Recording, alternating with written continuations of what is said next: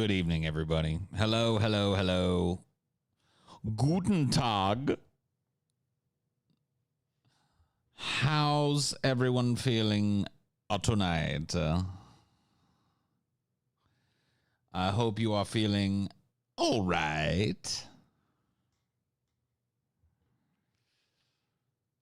I got to tell you guys, I'm going to be straight up and honest with those of you that are here early today. Okay? I'm in a bad mood.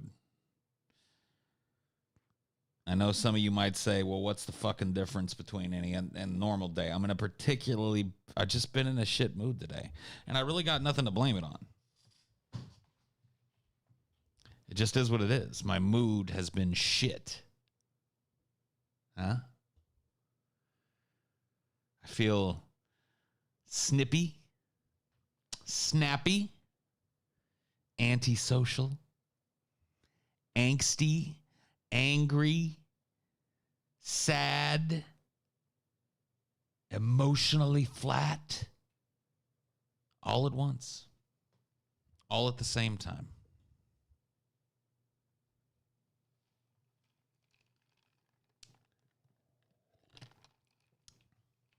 What's a guy like me supposed to do in a situation like that? You tell me. You tell me, because I don't fucking know.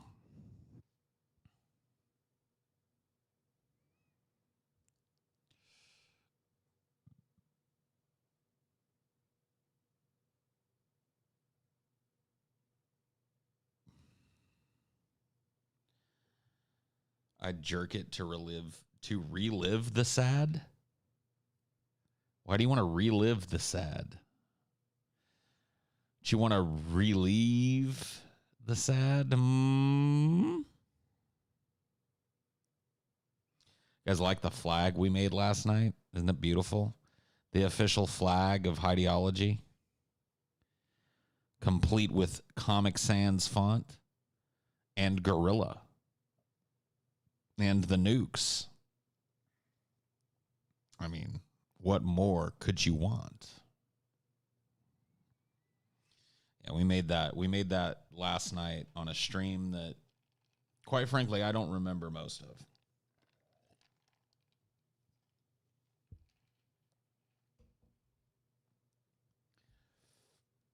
Quite frankly, I'm very confused as to what exactly went on last night. But, that being said, we did make a flag. I know that much. The Democratic People's Republic of Highdeology, yes. In gorilla we trust. In gorilla we trust. So what's been going on in you guys' lives, huh? I never catch up with you guys. You guys are always asking me shit about my life. What's going on in you guys' life? Huh?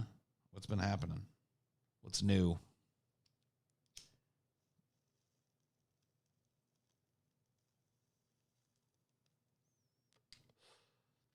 Looks like I missed some Streamlabs. I can catch up on those. You're stoned? Well, good for you. I'm getting there.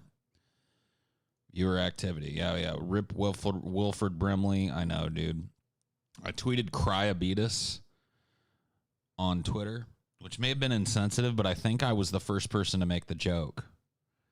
So if you see in the coming days, like tomorrow, when people wake up and see that Wilford Brimley died, if you see a bunch of people going, hey, Cryobetus, you know who started it, dude.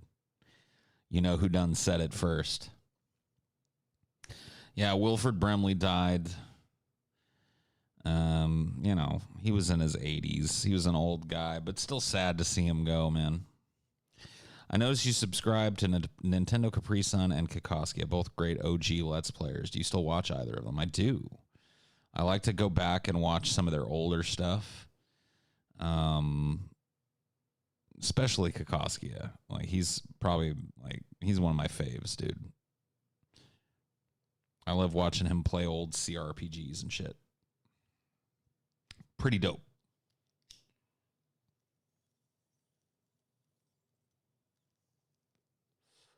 Will we ever get a neckbeard president?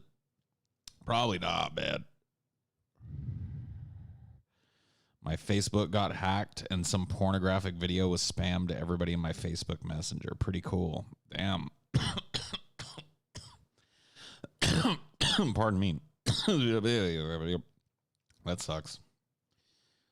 I think if something like that happened to me, I would just say it was me that did it. I'd have been like, haha, just joking. Just joking with you. Oh, yeah. Rip John Saxon, Regis Philbin, Peter Green, and Olivia de Havilland. A lot of folks croaking, I guess.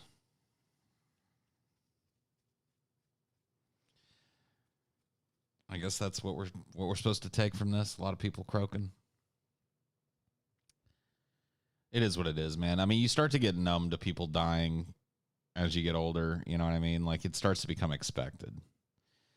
Like, I'm trying to remember. Well, I mean, it's not hard, actually, now that I think about it. I mean, the first time I was genuinely shocked by somebody dying was Kurt Cobain. And every celebrity death since then has been a little simpler until about my mid-30s when I was just like, it's not that I don't care. It's just that it's like, oh, yeah, well, that'll happen. You know what I mean? Robin Williams, yeah. I mean, some of them are tougher than others to take, for sure. Like, there are some that are tougher than others to take. And Robin Williams is one of those, for sure. Robin Williams was not an easy death to take.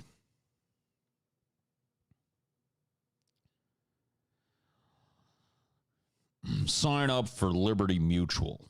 They can help you live a better life. I mean, who's going to shill Liberty Mutual now that old Wilford Brimley is dead? You know what Wilford Brimley was good in? He was good in a lot of things. But you know what I think he's underrated in? That movie, The Firm. Huh? Watched it recently because I was bored. You know, it's got Tom Cruise in it, and you know, it's a bunch of people. Wilford Brimley is in that. Yeah, it's about like Tom Cruise plays a lawyer, like a hotshot Harvard lawyer who's about to graduate, and he gets recruited by this like secretive law firm that gives him an offer that's just head and shoulders above even like the big well-known law firms. And he goes there and he finds out that slowly but surely, spoiler alert, he finds out that the law firm is crooked. You know, he is in The Thing. You're right. He is in The Thing. He finds out that the law firm is crooked and like laundering money for the mob and, you know, blah, blah, blah, blah, blah. And, he has to, it's actually a pretty good flick. If you like those like kind of like legal dramas or whatever, which I do. I'm a sucker for like courtroom and legal dramas. I like that shit. Like, even if there's not, because there's no courtroom scenes in The Firm, but it's still a legal drama, you know? You introduced me to The Devil's Advocate. That's my new favorite movie. Hey, look at you, buddy. I mean, look, you need to expose yourself to some more movies because I don't know. I mean, look, it's all subjective, right, Jason? But I don't know that The Devil's Advocate is like favorite movie of all time contender. But once again, that's subjective, I guess. It's a good movie. Don't get me wrong.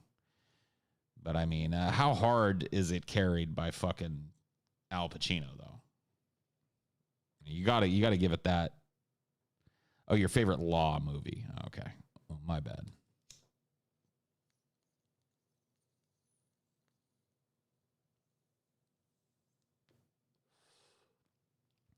Finally saw Dark City. Definitely better than The Matrix. That's a tough one for me. Somebody asked me that the other night, and they were like, Dark City or The Matrix? Dark City or The Matrix? And I'm like, you know, that's tough. Like, they're similar, I guess, in theme. They're similar enough in theme that I'll allow the dichotomy. You know what I mean? Like, I'll go, like, some movies, you ask me to compare and contrast, and there's really nothing between them other than the fact that they're both movies. But Dark City and The Matrix deal with similar themes. You know, the kind of existential crises, this kind of feeling that the world around you isn't real. that sort of chestnut. And it's hard to say. It's hard to, it really is hard for me to say. Maybe I'll watch them back to back.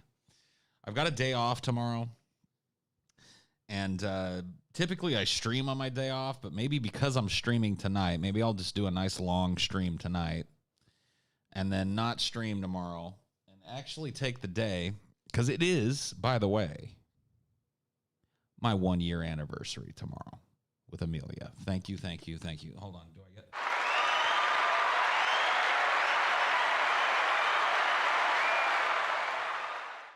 Thank you. It's going to be a COVID anniversary. You know what I mean?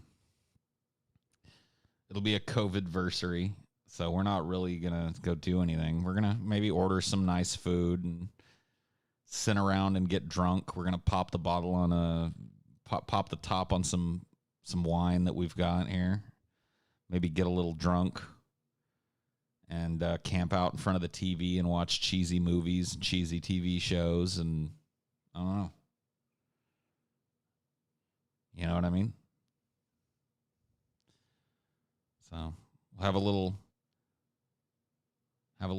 cozy day together tomorrow. Oh yeah, let's get that super long anniversary edition Highdeology. No. I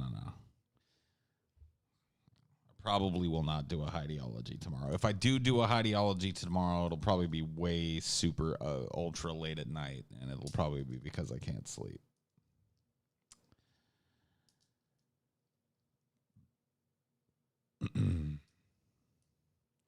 So you think your hair is at the perfect length, or do you want it longer? I'm going to let it go until it stops. Like, everybody's hair has a terminal length, and it's kind of like genetic as far as I understand it. Like, your hair will reach a certain length and then basically start I guess falling out or breaking at a rate that keeps it pretty much at that length. So everybody's got that kind of terminal hair length written into their DNA. And I'm not sure what mine is, but I want to find out. And at this point, I'm 2 years now and change into this grow out of my hair. And so there's really no reason for me to get rid of it until I see how far it goes. And then once I've gotten it down, because I have a feeling I know what the terminal length of my hair is.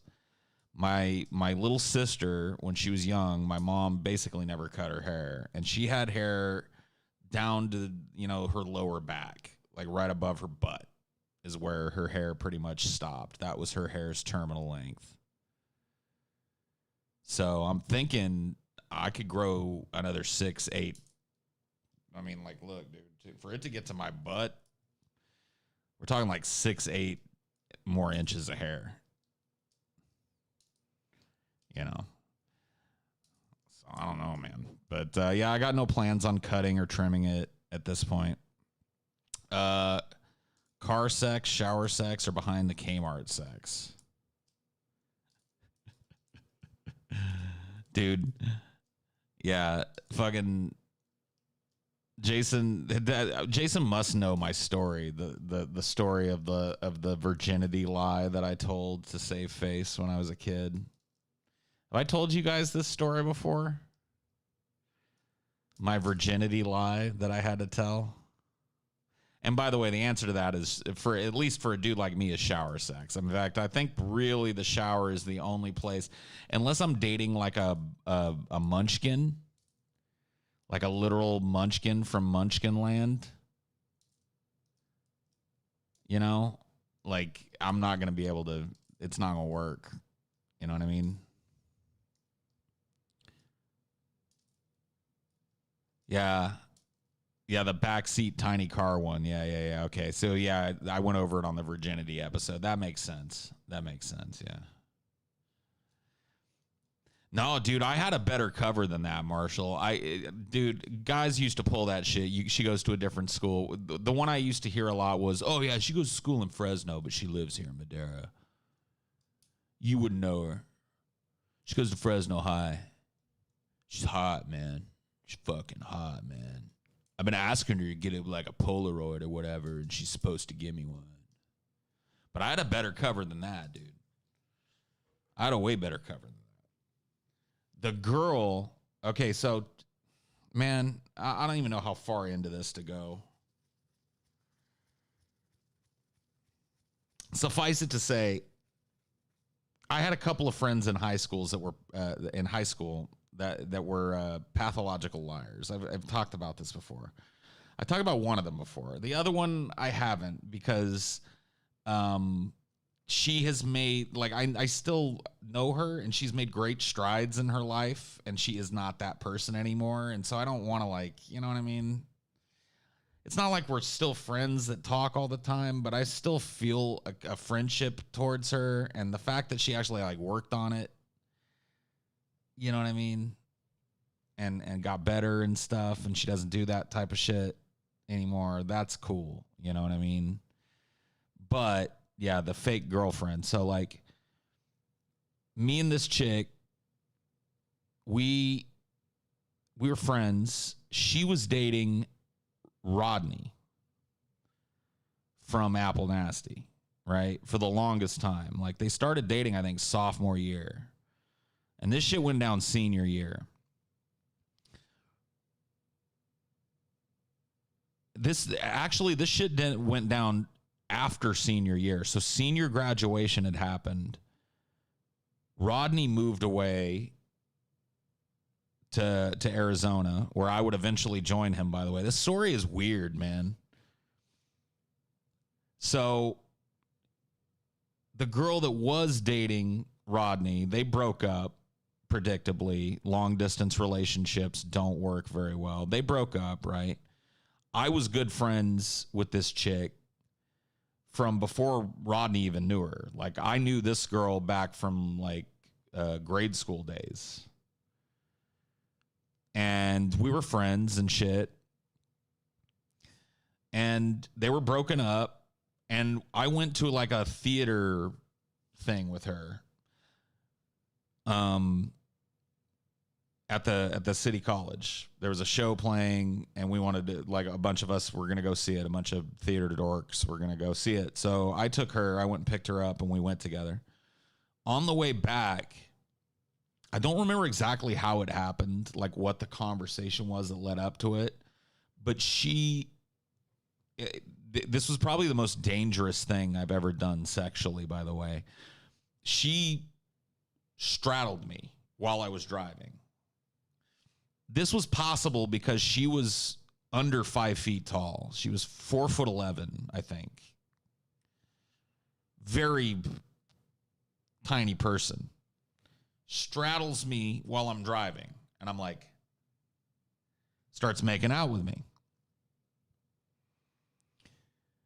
And I was like, all right, cool.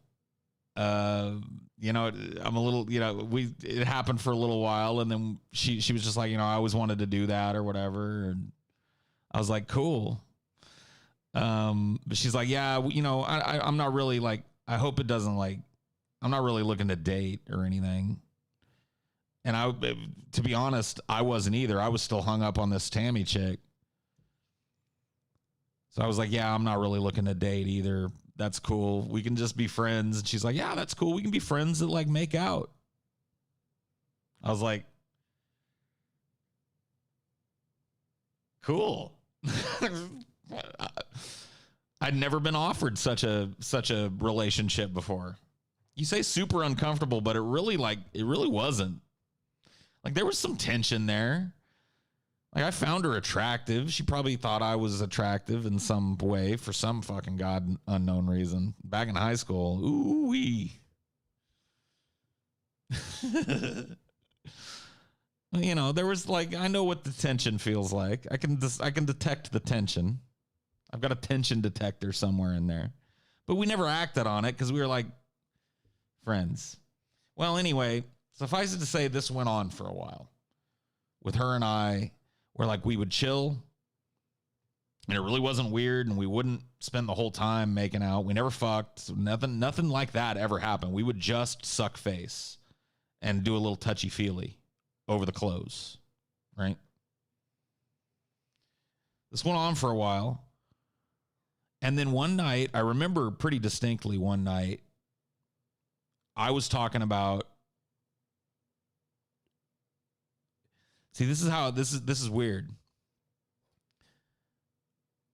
So I was talking to her about how I was a virgin. And she was like, you know, like, if we could keep it the same way that this is, I'll take your virginity. And I was like, There was something different about that. Like, the making out and stuff was cool, but like the pity virginity, like I didn't want my virginity loss to be a chick going like, yeah, it was a negotiation. Yeah. Are we negotiating? Always. But it really was. And I mean, it sounds weird out of context, but like in the way that it was presented, you know, it wasn't weird, but it made me think, you know, because on one hand, yeah, I wanted to bang her, but on the other hand, like the way there was something about it where I wanted that to be real. Like I wanted to fuck the first time with somebody that genuinely wanted to fuck me and not somebody who was just like, I'm not totally grossed out by you and we're friends and we make out every once in a while. So yeah, like if you're like hung up on this virginity thing, like I'll take it. And I was like, you know, and I'll tell you guys another thing too. And this is kind of fucked up. This is another little tangent, but it's related, okay? I think one of the reasons that I turned this down was my dad, when I turned 18, I was over at my mom's house for my birthday. I went there and had a big party for my 18th birthday or whatever, but I was primarily living with my dad. But I stayed with my mom for some, you know, I'd go over there for a couple of days sometimes and stay. And around my birthday, I would go. Because if I stayed at my dad's house around my birthday, wasn't shit gonna happen. You know what I mean? So I went to my mom's house because she, you know, she'd make a cake and shit. And invite my friends and stuff. And so I stayed at my mom's house for a couple of days. And I got back to my dad's house. And he and I didn't see each other much. Like, we would come and go at different times. And, like, I liked it that way. And I think he did, too. So it was a couple days after I came back. So it was like 5-6 days after my 18th birthday. And he catches me as I'm going outside. I was heading outside to the back porch to smoke or something. And he goes, hey, come here. I want to talk to you. Which was odd. Like, maybe some people, like your dad doing that to you, would be just like, yeah, sure, Dad. But I was like, what? Come on, I want to talk to you. I was like, is there somebody behind me? What? Okay, all right. You know, because my dad, it just wasn't, we didn't have that kind of relationship at that time. Me and my dad just, we're not, you know, we didn't talk. He talked at me. He didn't talk to me. So, like, implying, like, oh, yeah, I want to pull you aside and have, like, a father-son conversation. Like, we hadn't had one of those since I was, like, 8. So I was like, all right. So he took me into the garage, right? And he had a furnished garage because he, you know, whatever. He used it for another room. So it was air-conditioned and shit. We went into the garage, sat down in some chairs, and he's like, you lose your virginity yet? And I was like, I can't lie, you know, I didn't even really consider lying. It was just like, yeah, it was definitely a bruh. You know what I mean? Because it was just like, I don't want to talk with you about this. You know what I mean? That's what I wanted to say. But there was no thought process of like, let's lie and tell him, yeah, I did lose my virginity, because he would know immediately. The sentence wouldn't even get out of my mouth, and he would have been like, bullshit. He knew the answer. It was a rhetorical question, right? You lose that virginity yet? And I was like, no, Dad, still a virgin. And he goes, well, I got good news for you, boy. I was like, oh, really? What kind of news do you got for me, Dad? And he goes, I'm getting a birthday present for you. And I was like, jokingly, I was like, what, you're going to get me a hooker? And he's like, no, I'm going to get you 2 hookers. We're going to the Bunny Ranch next weekend. Clear your calendar, boy. You getting 2 hookers. Any one. Let me explain to you how it works. And I'm just sitting there like, bruh.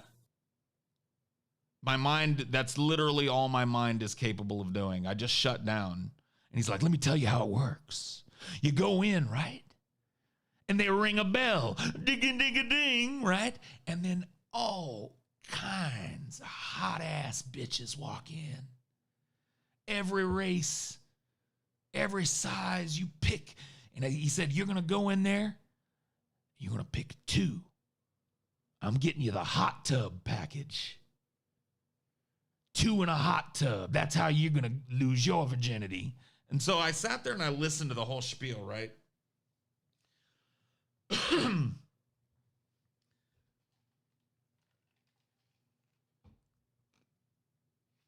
I sat there and listened to the whole spiel. Now, I got to tell you guys, outside of the social pressure, right, that comes with having like dude friends, I really was not in any hurry to lose my virginity. I don't mean to like sound overconfident or whatever, but it was something I just knew was going to happen when it happened. And at 18, I was like, oh my God, I desperately got to shed this V card, man. Like I didn't feel that way. I really genuinely did not.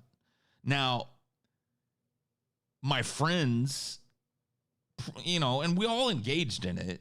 There was like a pressure, like this macho fucking pressure to lose it. And I went along with that shit, But my genuine feelings on the matter were like I'm gonna fuck someday.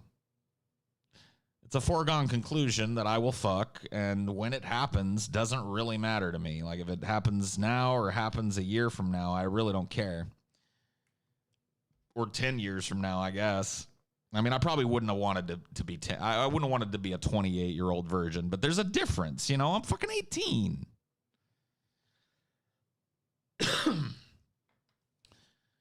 So anyway. So I sat and I listened to my dad's spiel. And he goes, so, whatever, pack your shit, clear your calendar, because we're going. And I was like, Dad, no, we're not. He was like, what are you talking about? You got something going on? Because we'll go another way. I was like, no. I don't want to lose my virginity to 2 whores in a fucking hot tub, dude. He was like, what? Like he was flabbergasted that like I was fine, you know what I mean, waiting to lose my virginity naturally without having to pay money. Dude was flabbergasted.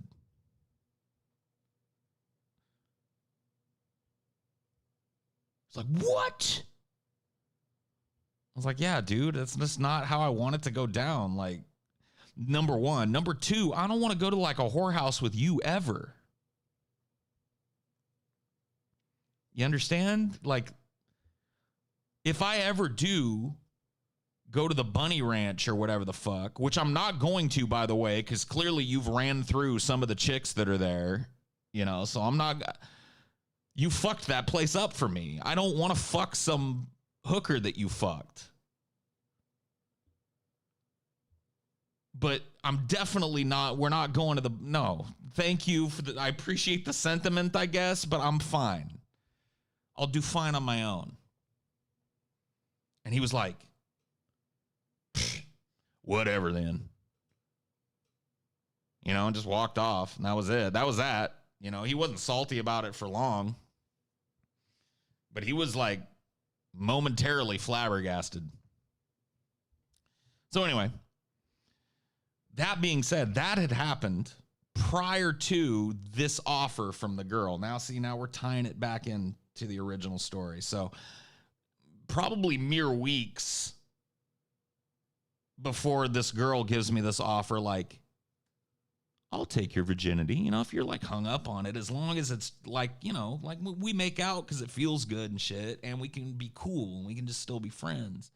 And like, if you're willing to look at it that way, like, I'll take care of that for you. So when she comes to me with that, it almost felt like the same shit. And I'm not saying she was a whore. That's not what I meant. It's just like, it felt like it was coming from the same place in her. Like pity.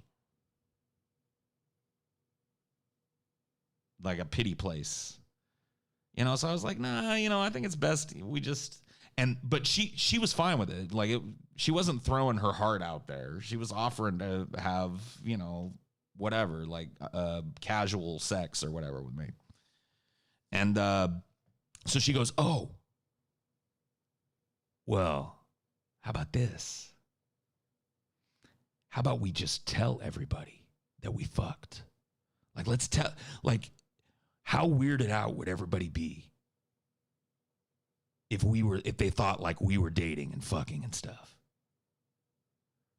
And I was like, probably pretty weirded out, honestly. Like, if they saw us making out, they'd be weirded out. Like, if we were dating and fucking, it'd be strange times. And she was like, oh, it'd be great to see how people react. Let's do it. And so I was like, all right, I guess. Let's see what happens, So we did. There was no Facebook or anything back then, but we let it get through the grapevine. Paul and, I don't know, I'll give her another name, Sheila. Paul and Sheila are dating. Paul and Sheila fucked.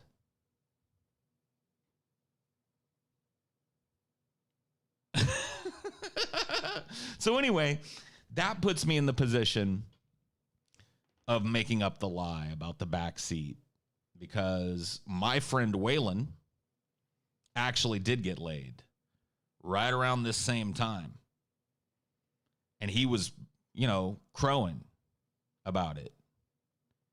He was cock-a-doodle doing it. He was like, I was the first one to get laid. You bitches, I got laid. And I was like, actually, you missed it by a couple of weeks, bro.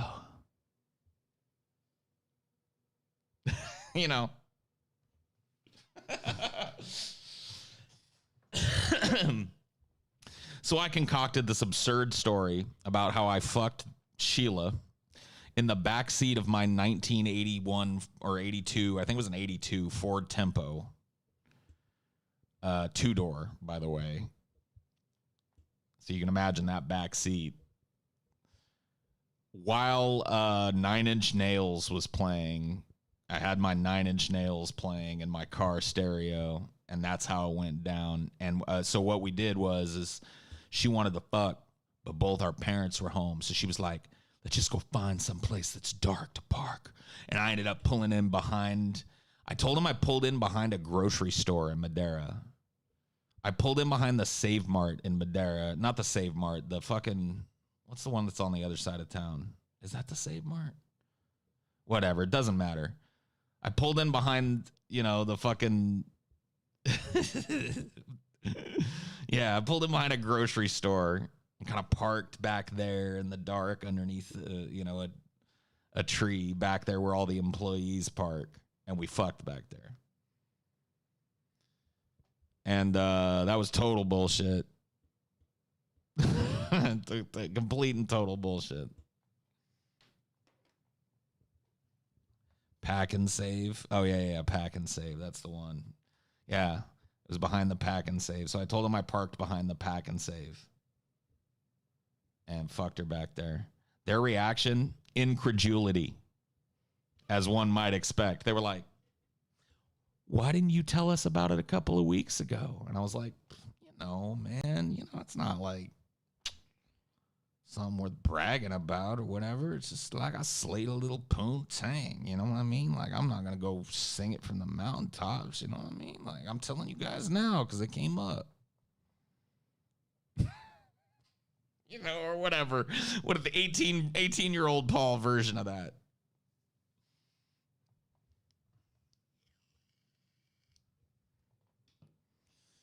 And, yeah, I try to play it like Slick Rig, yeah. But none of them bought it. And eventually it all came crashing down when I had to admit that indeed it was all a ruse.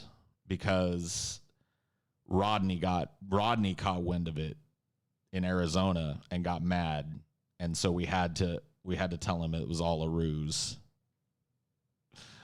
and that was that. That was the end of that, and that involved telling everybody that it was a ruse.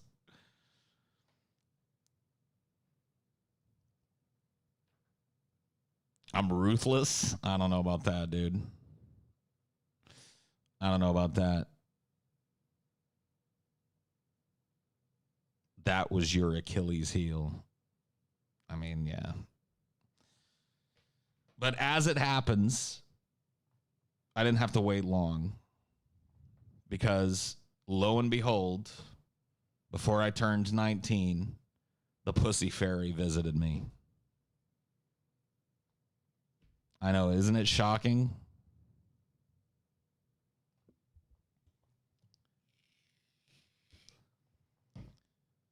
Met a chick that I'd gone to high school with. She came over to my house one night with a bunch of booze. We got drunk. We jumped in my dad's hot tub and we fucked. And that was that. And it was good. It was fun. It wasn't like a totally embarrassing virginity story. We ended up dating. For a long time, 4 years. We were together. I think it was actually a little longer. We might have been together like 5 years. Now that I think about it. Anyway, we lived together. She moved to Arizona with me and shit. It worked out. Not in the long run, but hey, what does? Was that the girl that cheated on you? Oh, yes, indeed. Oh, yes, indeed.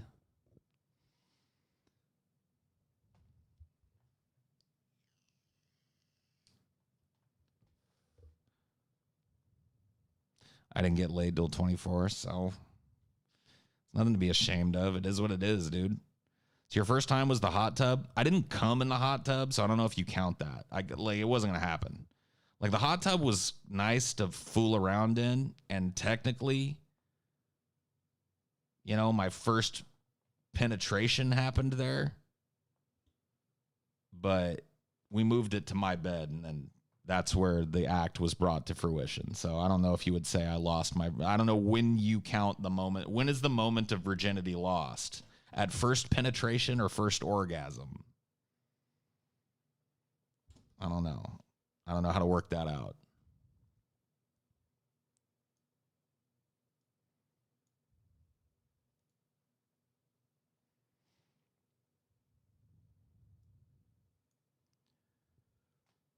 You say first penetration. It's concluded at orgasm. Okay. Whatever.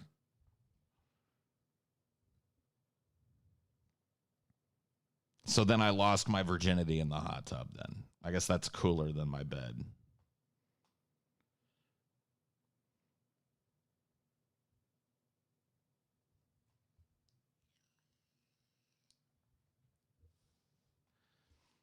Would you wait till 30 to lost your virginity if you knew it would be special?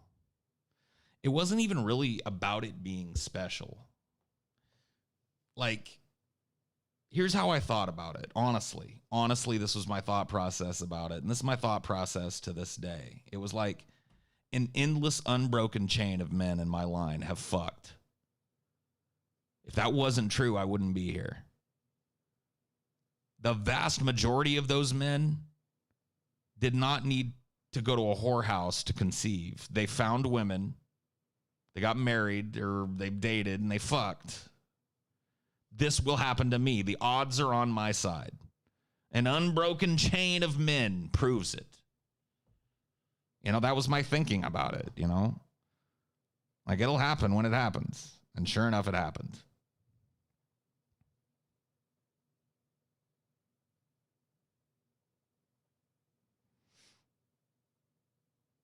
So you did lose your virginity in the hot tub, not just at the bunny ranch. Yes.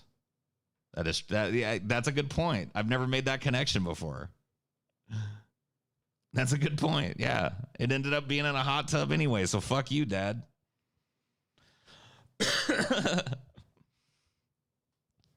Whatever. Weird times, dude.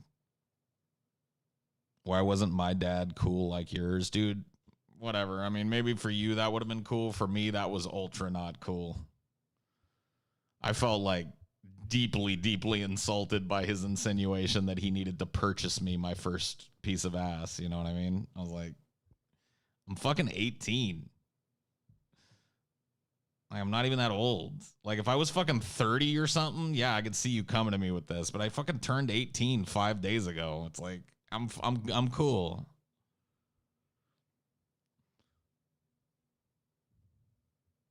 Your dad still arranged it? Oh, shit. Wouldn't that be the ultimate fucking... Wouldn't that be the ultimate fucking Kaiser Sose twist? My first fucking girlfriend calls me and says, I just got to get something off my chest. Look, I don't mean this to be mean, but your dad basically paid me to be with you for 4 years. He worked it out with me. He paid me well. He wanted you to feel like that you know, got laid on your own. And I'd be like, no.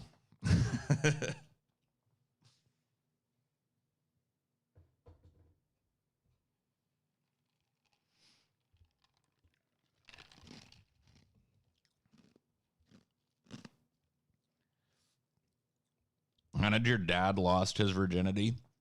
I don't know that story because he lost his virginity to my mother. And that is a story I never want to hear from either fucking side. I'm cool not knowing. They both lost their virginity to one another. I know that.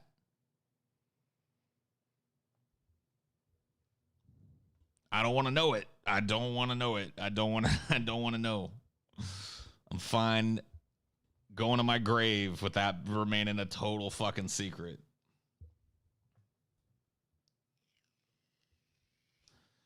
How did you find that out, though? They told me. I mean, it's not that odd, you know, when you're a teenager and your parents are doing that cringy, like, here's the talk stuff. You know, your dad was my first. And I was his first. We waited until we was married. That's all I'm saying.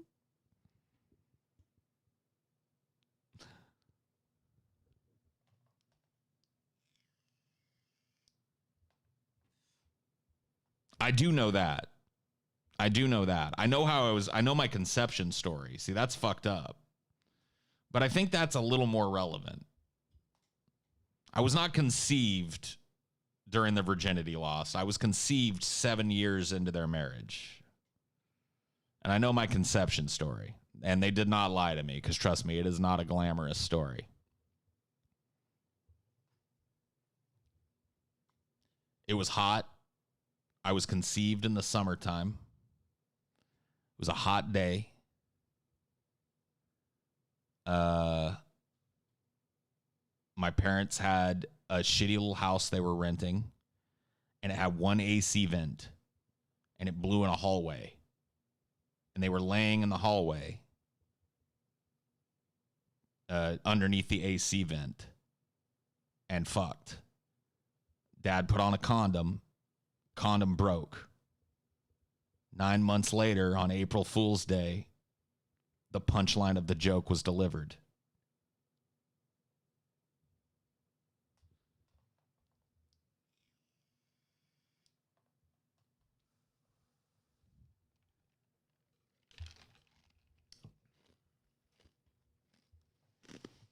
I do declare I have the vapors. Yes, I was an oopsie baby. Condoms do get weaker in high heat. There you go. It's destiny, I guess. Thank you, condom manufacturers, for my existence, by the way. I probably would have been some other asshole if that condom hadn't have busted. So that was a big moment in my life, you know. As gross as it is, I'm glad I know it. Because, man, things could have been like, who knows what I would have been? Who knows what sperm would have made it to the egg, you know, when they finally decided to have a kid? Who knows?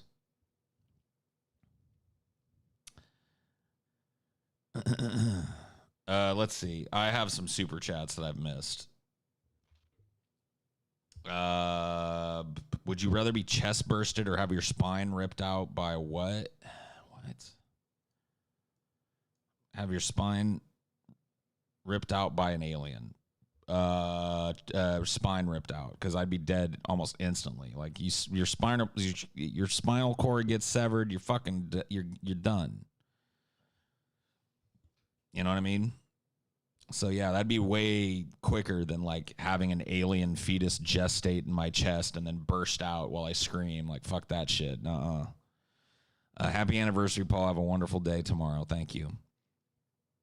The world makes me feel sane sometimes, my friend, especially nowadays. Much love. Well, thank you for the $10. I appreciate that. Hey, Paul, it's Tristan McCoy. I make DFF outros. I want to challenge you to a voice-off sometime. You and me, mano y mano, boyo. A voice-off? Huh? What's a voice-off? I mean, fine, we can do it, but what's a voice-off? D's Nuts, thank you for the $2. Appreciate it. Have you heard Bad Witch by Nine Inch Nails? I think it's on the same level as the old stuff. I have not. Although Trent did say he was inspired by Death Grips, maybe not the record for you. Yeah, that's not a good sign. I just kind of stopped listening to new Nine Inch Nails. I got tired of being disappointed at every turn.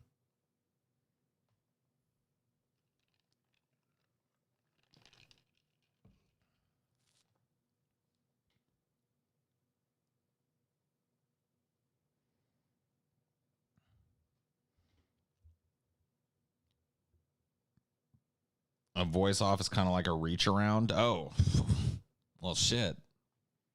Why didn't you say reach around?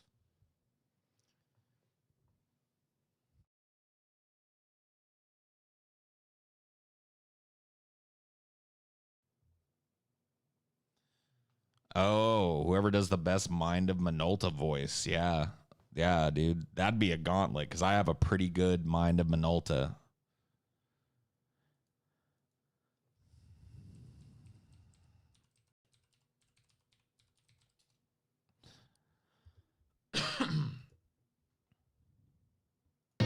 Now Minolta gives you more, gets you closer than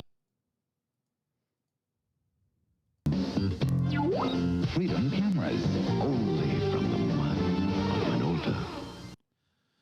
Only from the minds of Minolta. Only from the minds of Minolta. Minolta.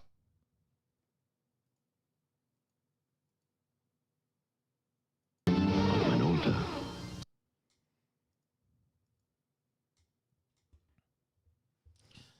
I'm a man of many voices, Paulie. You cannot best me. All right. Well, I mean, look, dude, we can throw it down one of these days, I guess. I don't know how we'll do it, but can you recite the entire U.S. Constitution? No, I cannot. I cannot do that. How's your Deckard Cain? Dude, my Deckard Cain is on point. Stay a while and listen. Diablo, he's returned. His evil creeps even now into the cathedral. A strong hero is needed. Dude, my fucking Deckard Cain is on point, dude. I got a Deckard Cain that doesn't quit. I got a pretty decent Gollum.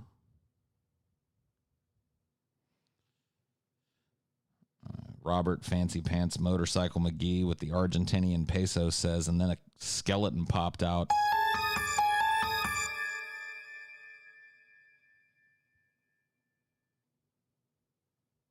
Don't do that to me, dude.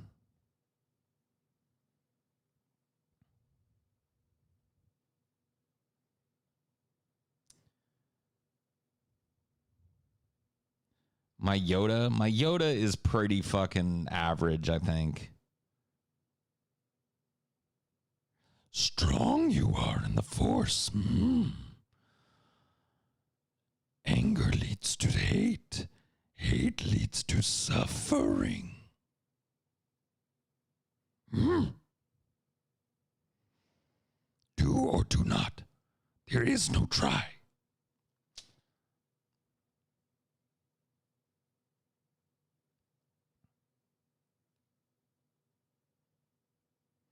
You do the guy from Pet Sematary pretty well. Yeah. Sometimes dead is better. Oh, not that road. That's a bad road. That's a bad stretch of road. Don't let your kids play in that road. Can you do Darth Vader? Nah, not really.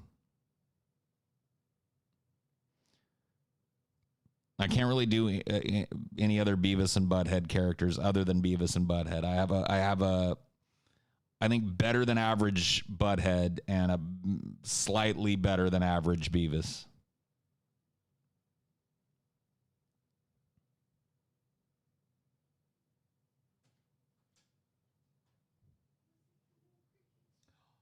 Cricket. He hates these lights. Hello, Cricket. Are you mad? You don't like the lights?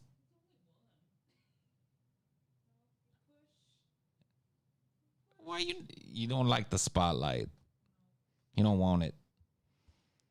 He's a behind the scenes producer. What a cricket. Paul, can you tell one of your scary stories, maybe?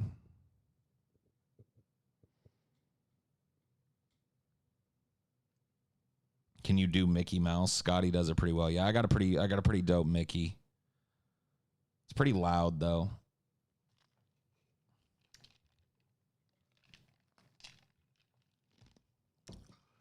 I don't really do any SpongeBob impressions. Because I didn't grow up with SpongeBob, so I'm a little too old for SpongeBob.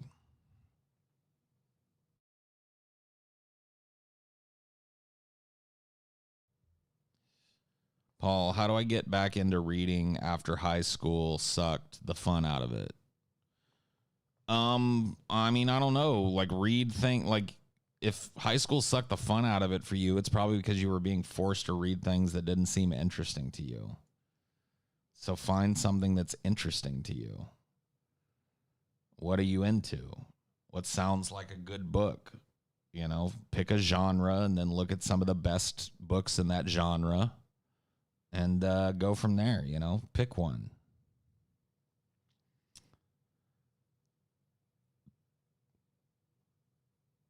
Read The Stand in 1984. Read whatever you want. That's the thing. I was 13 when Beavis and Butthead Do America came out. It felt so cool because my brother and his college friends let me come with them to see it. Yeah. Yeah. Yeah.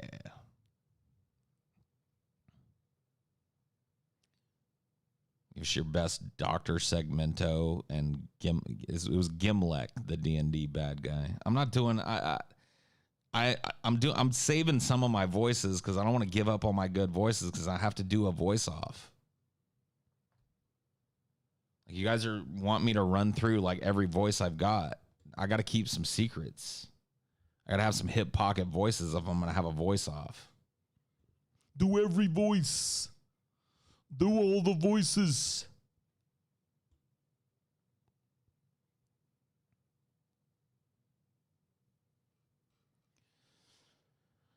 Will Trump upset in 2020 like he did 2016? I don't have the answer to that. I don't got. You see a crystal fucking ball sitting in front of me, bro? I don't fucking know. I do know that all these people that are prognosticating the fucking election is over learned nothing from 2016. I'll tell you that fucking much. My mouth is zipped.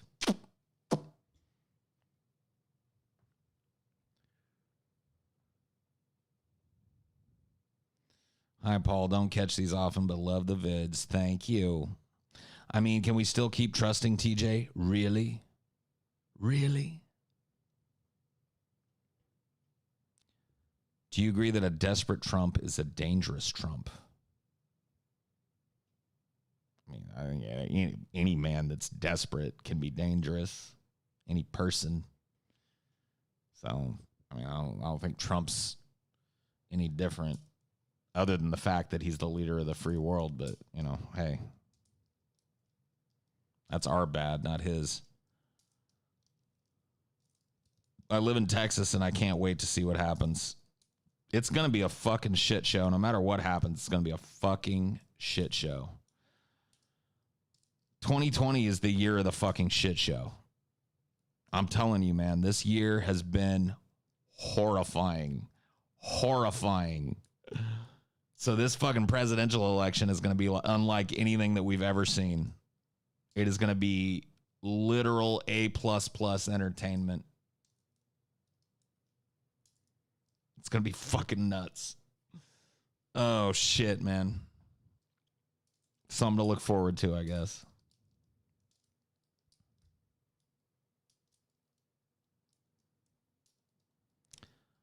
Trump defunded the post office. It's going to be horrible.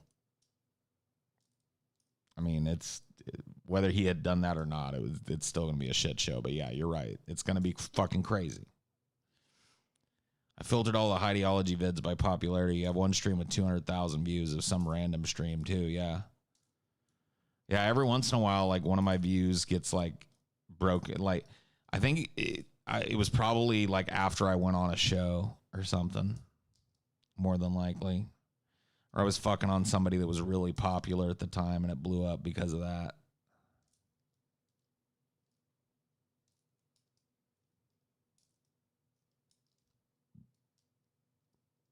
Dude, Biden going to the debates might doom us all, but I kind of want it to happen. I mean, it's like it has to happen. Like if there's no debates, I'm just done. Like I'm not even gonna talk politics anymore if there's no fucking debates. If politics fails to that point, like it's where it's not even entertaining me anymore, it's not even trying, then fuck it. I'm done. Like you guys won't even hear my opinions anymore. I will just remain silent during all political stories. I'll be completely done. It's mostly you talking about the JF Worski breakup. Oh, yeah. I kind of ended up being instrumental in that. Like it's a little known fact that I broke up Andy Worski and JF Garapay. Neither one of them would say that happened, but it's actually a provable fact.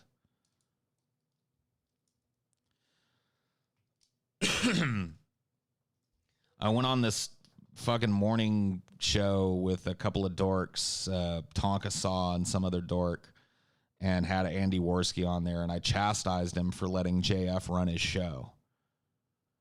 You know what I mean? I was like, it says Worski on the wall. You know what I mean? Not JF Garapay. And yet JF Garapay has taken over your motherfucking show, bitch. That was basically my argument. And like 2 days later, Worski made, like, I'll try and find you the video. Somebody made like a compilation. I'll find you the video.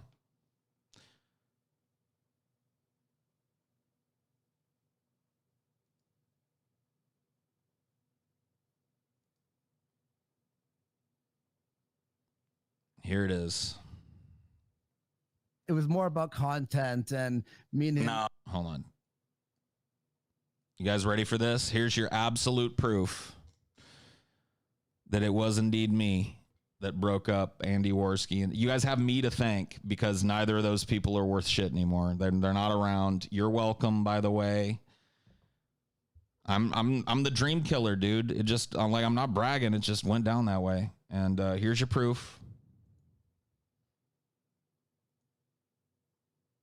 It was more about content and meaning. No, I'll tell you exactly what it was about. You know that big fancy sign you've got behind you that says "Hey, Worski Live"? Yeah. That's nice. That's nice, by the way. It's real professional. I'm not even shitting on you. It really does look nice. I want to pass you props for that. I think you should probably send it back to the place you bought it from, though, and have them make you a new one. That's, just have them make you a big glowy sign. Put some LEDs around the edges of it so it glows real nice. And get it made of JF's big French Canadian dick. And just hang that over your shoulder while you're doing the show. Yeah. You know what I mean? You're talking about making true what's over your shoulder. It's fucking Worski Live, not JF Get Pay Live. A few moments later. Like with his high IQ, I mean, you think you have high enough IQ to look back at the sign here and be able to fucking read it.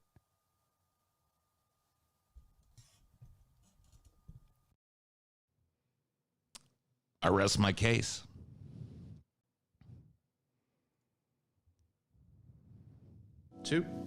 Well, here I rest my case. What else needs to be said? How much more proof do you want?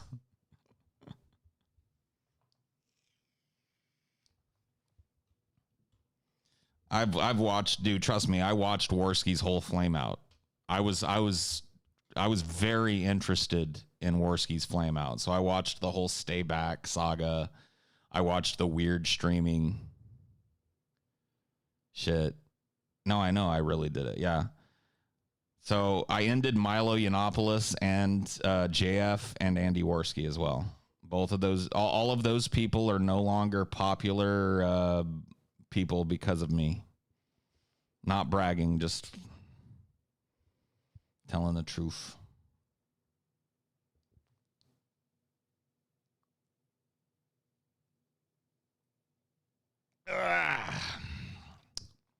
Excuse me. Sorry about that. Just had to stretch. No, I don't really think I ended fucking Milo. I think Milo ended Milo. But I definitely ended JF and Andy Worski's collaboration and probably their careers because their trajectories went significantly down after that. What happened with me and JF? JF used to come on the Drunken Peasants, and he was like this lovable, weirdo, wacky French-Canadian scientist that would talk about how he liked to lick women's legs and would get into rap battles with me. And then the Red Wave happened, and he became a literal fascist. He started advocating for a white ethno-state to be carved out somewhere on the planet or somewhere in the United States. And at that point, I stopped fucking associating myself with him other than to fuck on him.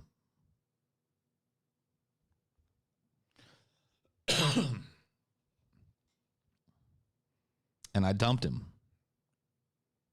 I dumped both of their asses off of this fucking platform. You're welcome.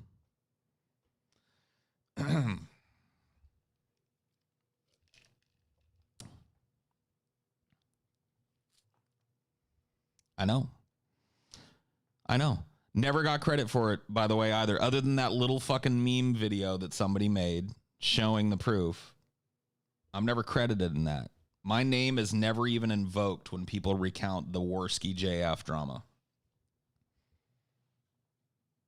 I planted the dagger. I planted the dagger, dude.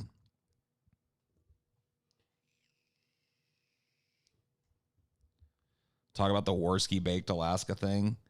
So, yeah, I don't even really remember it, honestly. I remember that, like, Worski and, like, Baked Alaska was this other alt-right dork back then. And I remember he had, like, a meltdown on a stream one night because people were hating on him. And he said some shit about how Andy Worski was a cokehead. And he saw Andy Worski do a bunch of coke.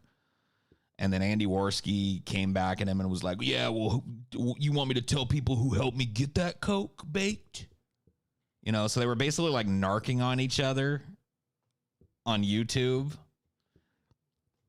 And I thought that was incredibly fucking stupid. And so I fucked on Andy for about an hour about that as well.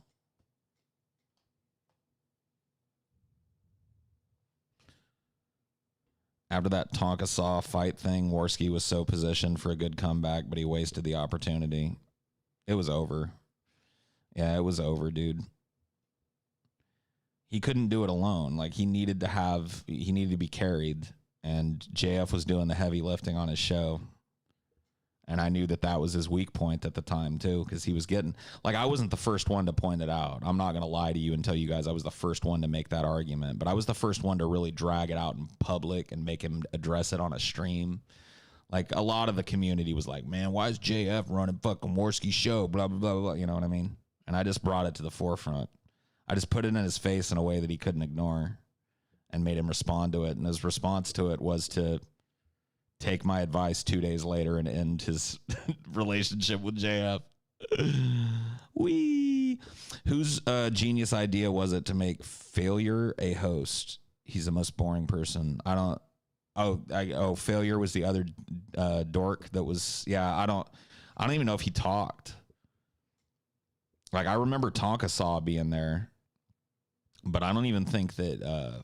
I don't even remember Failure talking or anything. I vaguely remember the dude. I wouldn't have been able to pull his name out. YouTube drama as the world turns. Dude, I hate it, but I love it. Why do you look like the thing that crawls in the sewers? Because I am the thing that crawls in the sewers, bitch. And the next time you take a shit, I'm going to crawl right up your fucking ass. So you better fucking shit lightly, bitch.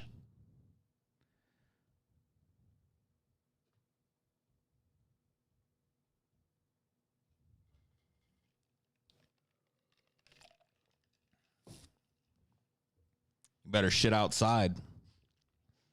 Don't you fucking use a sewer, because I am the thing in the motherfucking sewers. That's why I look like the thing from the motherfucking sewers, bitch, because I am.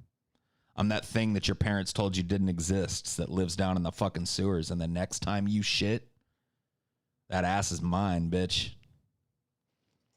How do you like me now? Mundane Matt's downfall was honestly Ethan Ralph. And let's not, dude. Who fucking cares about Mundane? Let's not go to. Look, I wanted to chest thump a little bit and get credit finally for the good service that I did for this fucking website by getting rid of both JF Garape and Andy Worski. That's all. We're not going to fucking go through every stupid little fucking idiot that's flamed out on YouTube because they suck. Okay? We ain't going to do it. No $3 theaters up in here. Paul, whose career will you end next? I don't know, man. I don't know. That's the thing, man. I never do know until it happens. What's underneath me? A chair.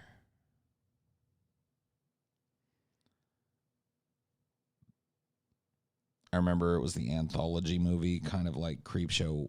I don't know what you're talking about. Remember they argued about who got laid more? Oh, yeah, they did. That was pretty lame, too. Paul will dance for a price, but a high price. That is true. I'm perfectly fine being treated like an organ grinder monkey, but I have my prices, you know. And if you have to ask, you can't afford it. It's one of those types of places. It's a premium fucking place, okay?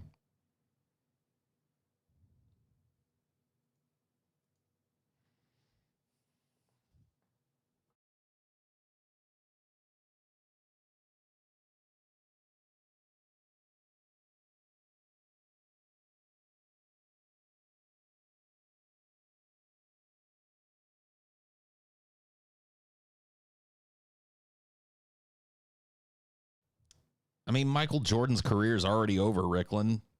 Wouldn't be ending shit. When's the last time Michael Jordan played a fucking professional sport? Paul, what kind of horror would you write for a new Creep Show style movie, and who would be the lead? I don't know, dude. I can't give you like a full movie treatment off the top of my head. I haven't really, like, I've got a few movie ideas that I kick around and one script that I've started skeletally working on. Like one screenplay that I've got a little bit of note-taking done on, a little bit of structure done on. And it's not an anthology movie, you know? I've got my passions.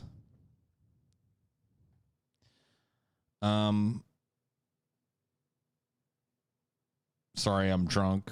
Sorry, I'm high. I couldn't think of other basketball. It's okay, Ricklin. You are forgiven. No forgiveness is necessary. Oh my God. I kind of want to mod Ricklin again. I'm starting to feel bad now. He's like a wounded little puppy dog without his Spectre badge, but I don't know. He just can't be trusted. He's a Tajikafant in disguise.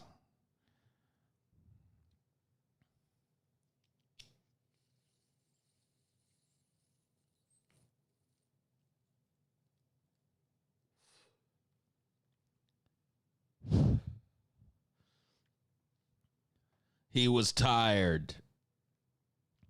You don't have to do it, Paul. Oh, that's the perfect response. That is actually the perfect response because it's like the humble response, you know? You're not even trying to defend yourself. You're just like, Paul, it's okay. You don't have to do it. Please clap.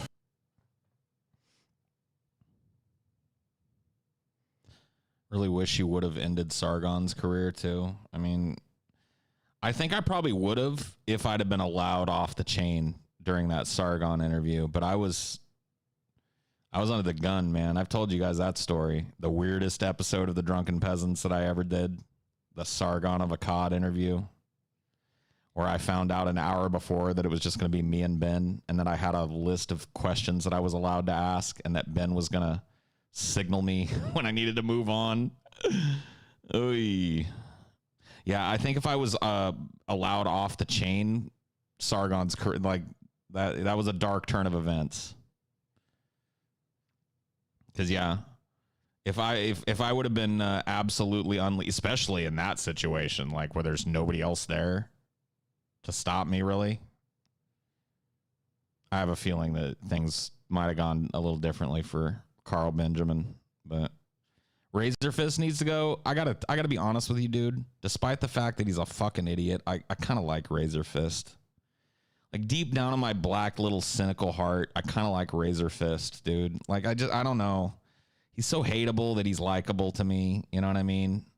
His shtick is so over the top fucking cringy that I just kind of dig him. You know what I mean? And I've talked with him before. You know, I've been on shows with him before that weren't super contentious. I mean, I've had my contentious moments with him before.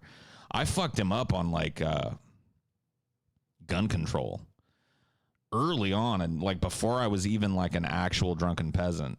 Like I was just a guest. They had me on with Razor Fist, and I fucked him up pretty bad on gun control. Yeah, you'd have to go back and find it. It's an old video, dude. You'd have to go back to before I was on the show.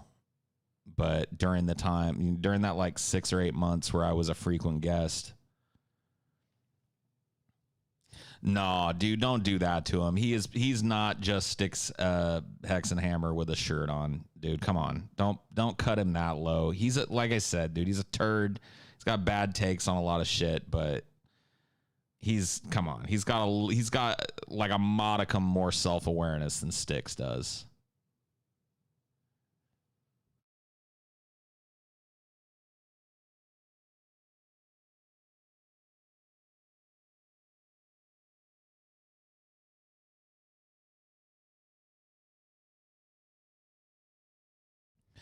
Why did you guys end up softballing Sargon? Dude, I don't know. I'm gonna ask TJ about it. I've never asked.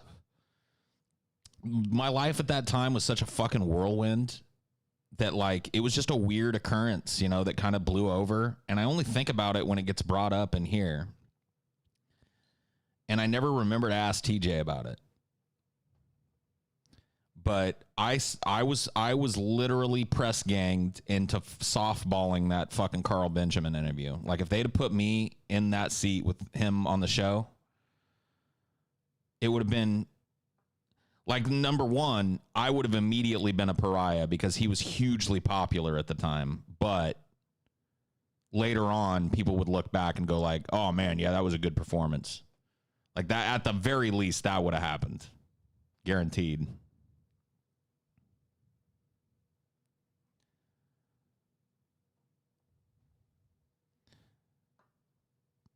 TJ is scared of sticks, straight up. Can I tell you something, Cynic?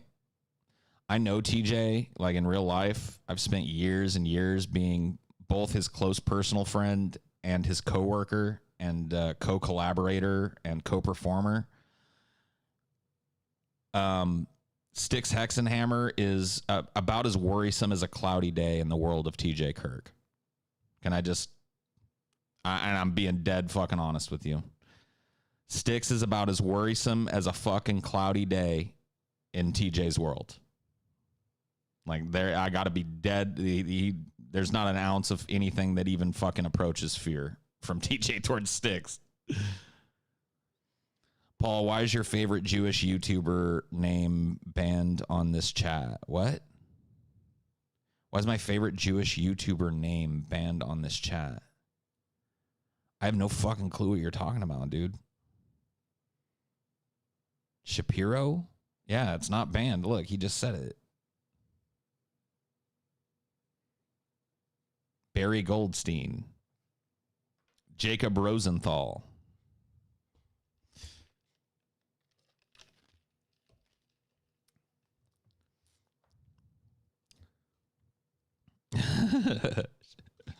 Bernie Sanders. Think he means, oh, why is Ben censored? Because especially in the early days, and I assume now, but especially in the early days after the breakup, there were people that wanted to like use Highdeology as a way to spread rumors and shit about Ben and try and materially harm Ben or the drunken peasants as it went forward. And that was never on my agenda and never something that I wanted to have my streams be about.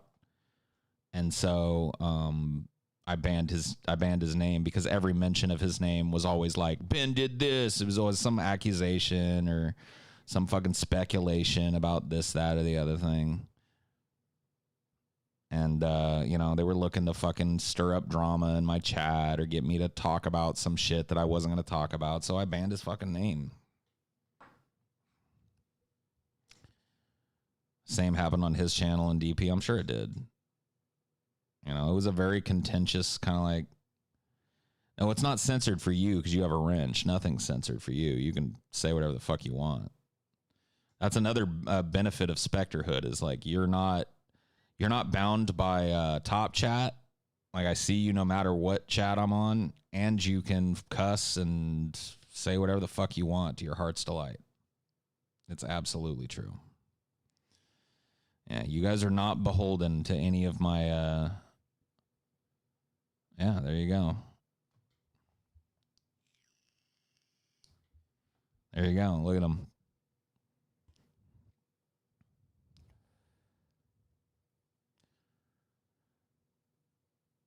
Yep. They have actual freedom of speech.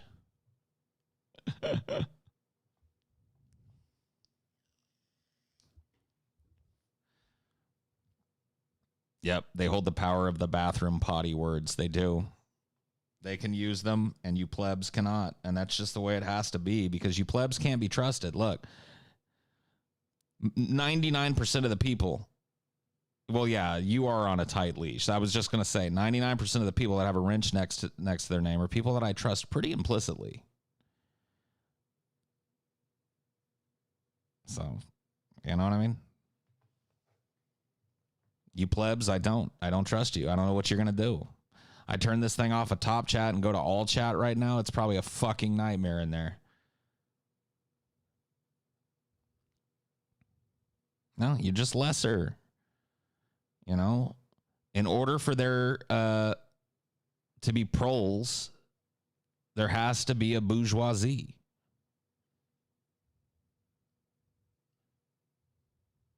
You guys are just proles, man. I mean, there's nothing wrong with being a prole.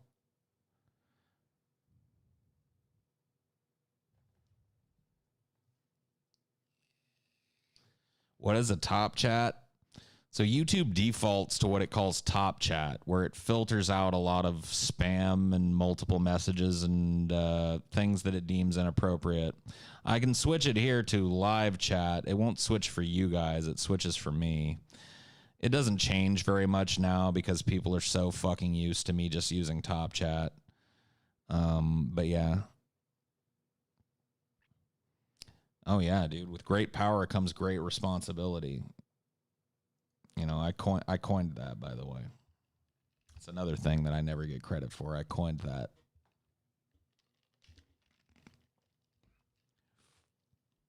Before I was born. I coined it.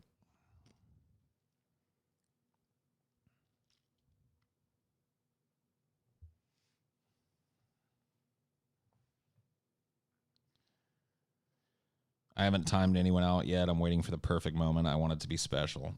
There you go, dude. You know what, Sarah, dude? You're in luck. I'm going to take you to a block house, and I'm going to get you 2 block whores and a hot tub. You don't have to wait around for it to be special. You got to lose that V card right now.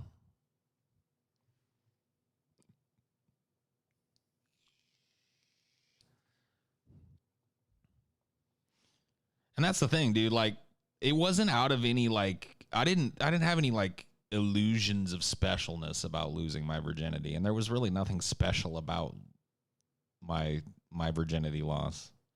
A nut was busted, you know what I mean? Like, how many, it was probably the fucking 10 gazillionth nut that was busted on this planet. It was literally nothing.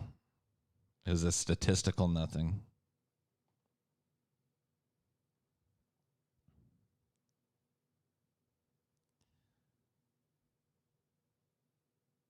Paul, if you could bend one of the elements, like from Avatar, what elements would... I don't really know much about Avatar. I have seen the shitty fucking movie, though. So I kind of have an understanding, like, earth, fire, air, water, or whatever the fuck. I think, like, honestly, earth would probably be the baddest ass one to fucking maneuver, because you just, like, literally make a hole open up in the ground underneath people, throw giant boulders, throw up a whole fucking piece of the land as a shield against any fire or anything. It seems like the one that just wins. You know what I mean? To me, I missed a super chat. My word. How did that happen? Razorfist used to make decent content with some of my favorite YouTube creators back in the day. It's a shame how far he's sunk. I don't really know. You doubled it up. Damn. Sorry about that. Yeah. I usually go back, and I've got a little page here now that I can go back and look at. So you guys don't have to worry about me missing super chats forever. I can go to my little YouTube, page or whatever the fuck and look at it. I can see them there.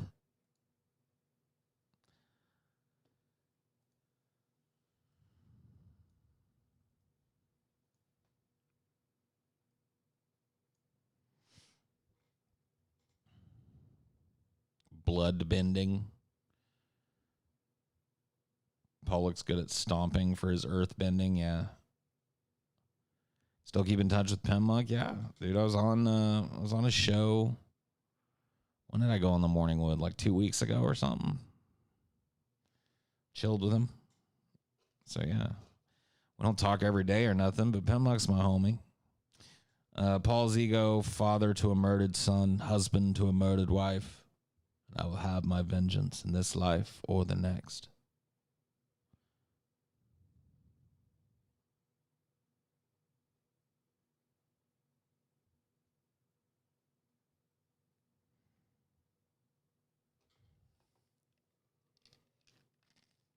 That would be cool. Could I be a weed bender?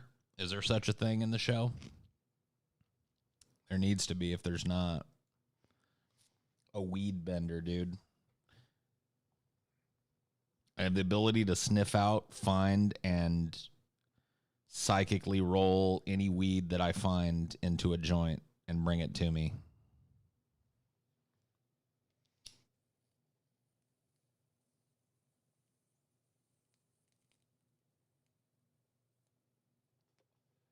Smoke a bowl for diabetes guy. Okay, fair enough.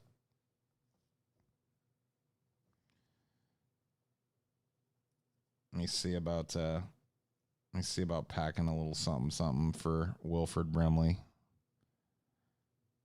Giving him the fucking farewell he deserves.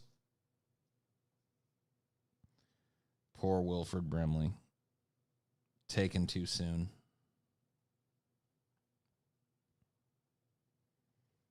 We hardly knew him.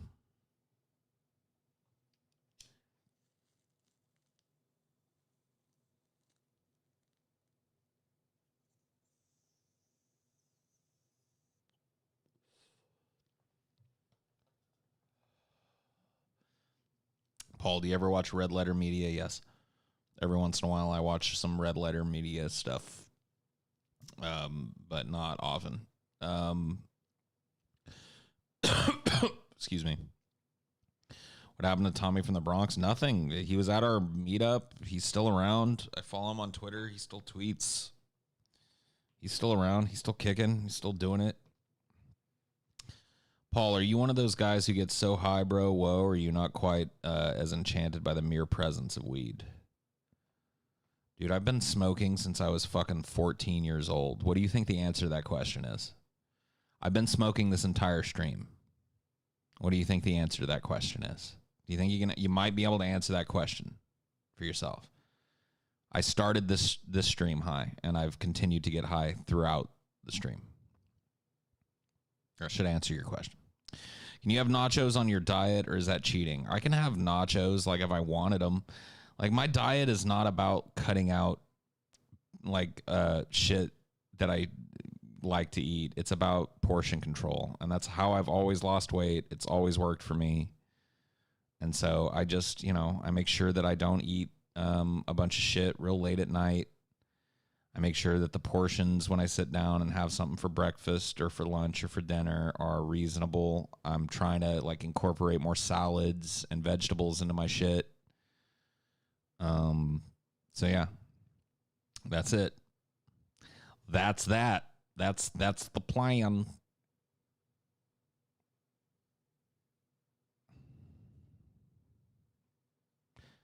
It's not ideal, but it'll lose you weight. Well, I mean, nothing's fucking ideal, dude.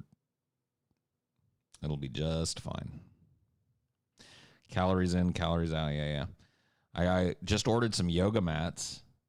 So I'm going to start trying to do some, like, real low impact yoga in the mornings when I wake up before shows and shit.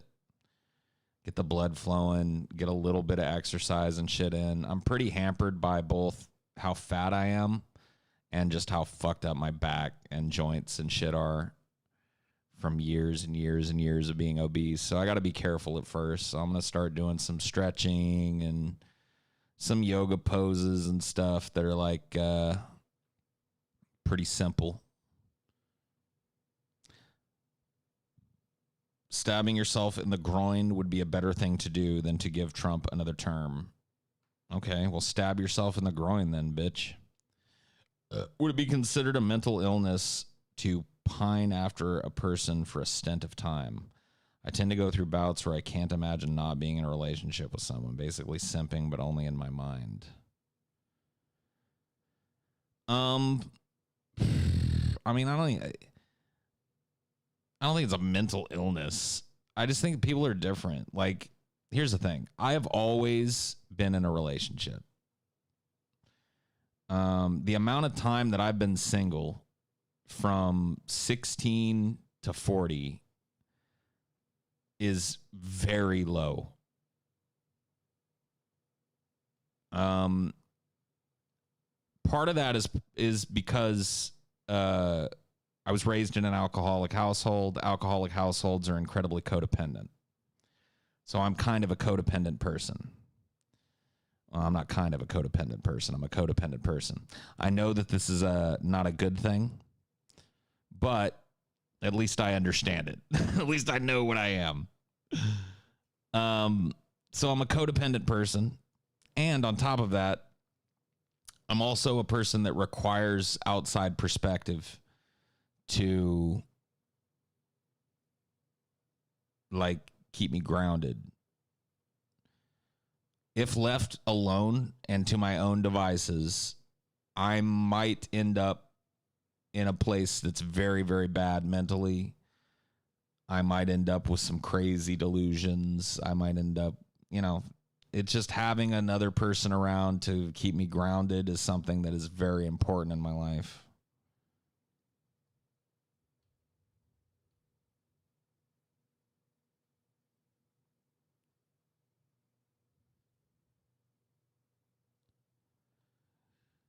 Paul, how did you mess up your back? In a number of ways. So I have scoliosis, which I inherited, which is an unnatural curvature of the spine at some point. Mine is in my upper back between my shoulder blades and just above my shoulder blades. So I've got a pretty unnatural bend to my spine there to one side, which of course throws off the whole balance in your spine. Your spine is built like a building. The vertebrae are there and the little, what do they call them? Discs are there to absorb shock and to bear your weight and to keep this like central nervous pipe that is your spinal cord floating and happy, and the weight evenly distributed across it and protected from shock. Well, when you've got a curve in part of your spine where there isn't, everything below has to overcompensate for the weakness there, because, when the weight of your head is pushing down on that part of your spine, at least for me, my spine can't really absorb that properly. And so my lower back works extra hard. My posture is horrible because of the way I have to hold myself to be comfortable. So there's that. I've also worked for a lot of years at jobs where I did a lot of heavy lifting. So believe it or not, working retail jobs like Starbucks involves quite a bit of heavy lifting. I handled orders there. I, helped offload pallets of delivery shit and just big, giant fucking 50-pound bags of coffee and, just crazy shit all day. And then my job at the school district is even more intensive in that way. I carried computers around. I had to lift them up and onto carts, and sometimes there was no cart, so I had to just carry a computer down, fucking across campus and lift, move this, move that, move this table, make this lane. I was constant lifting, constant bending, constant stooping. I had to crawl under desks. You know what I mean? And so doing that for 8 years fucked up my back more. And being obese fucks up my back. So being as overweight as I am puts obviously extra stress on all my joints. So there's how I fucked up my back.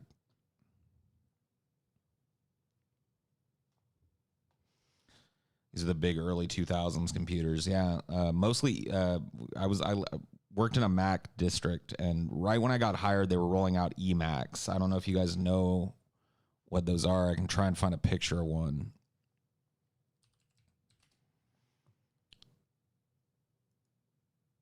Yeah. So this is an eMac. Let me go ahead and open it up for you guys here. This is an eMac here.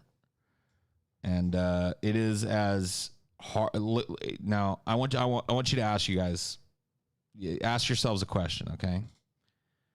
If you had to carry one of these, what do you think the best way to do it would be? Look at the shape of it. Look at how smooth it is and how tilted it is towards the back and how back heavy it is. I want you to tell me this does not have handles. iMacs have handles, and we used to deal with those too. Not that that's much better, because you can straight arm 2 IMAX at once, and carrying that much fucking weight across campus, even if you're straight arming it, is fucking up your back. EMACs do not have handles. EMACs are smooth all the way around the body. So you guys see this, like, here, let me full screen this for you so you can get a better idea what I'm talking about here. So they are smooth all the way around. This back, there's nothing to grip. This is a grip point here that I used to use, where all the fucking USB and connectors and shit, all the fucking RJ45 hookup is and all that shit. Like, you can slip the tips of your fingers into that and get some purchase. Flat side up. Dude, trust me, I've carried more of these machines than most people on this fucking planet can credibly claim to have. Hundreds and hundreds and hundreds, possibly thousands over the course of my 8-year career.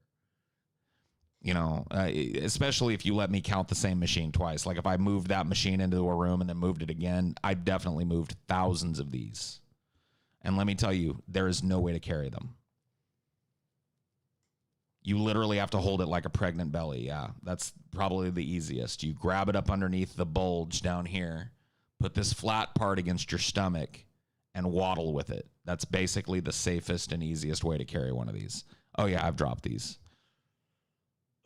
I've dropped a lot of expensive shit. When you work at a school district and you're as understaffed and rushed as I am, everybody that I worked with has dropped some expensive fucking shit. It just happens, dude. We were like, I used to talk to other dudes in IT. We used to go to these like IT cons or whatever the fuck, where, you know, different people from different areas of IT would meet and come up with solutions and shit. And I would talk with other people in IT and tell them that the not only the number of end users, but the number of machines I was personally responsible for. And they would literally laugh in disbelief at me. I was personally responsible, and I'd have to do the math in my fucking head again. I was personally responsible for over 2,000 computers, over 2,000 end users. And that's not even including devices like printers, projectors, Promethean boards. That's not counting teacher laptops. I had 3 sites, 3 whole school sites, and I was the only tech person. Because sometimes dollies, look, the dollies that were at the schools were the dollies that you had to use. There was no money to purchase dollies for the exclusive use of the technology department. So when I was on a campus, I had to go get a dolly. Well, the problem is that the dollies were always... There were community use dollies, and the teachers used them. So if I got to school that day, and the teachers were using the dollies, I could not go room to room and disrupt class asking who has the dollies.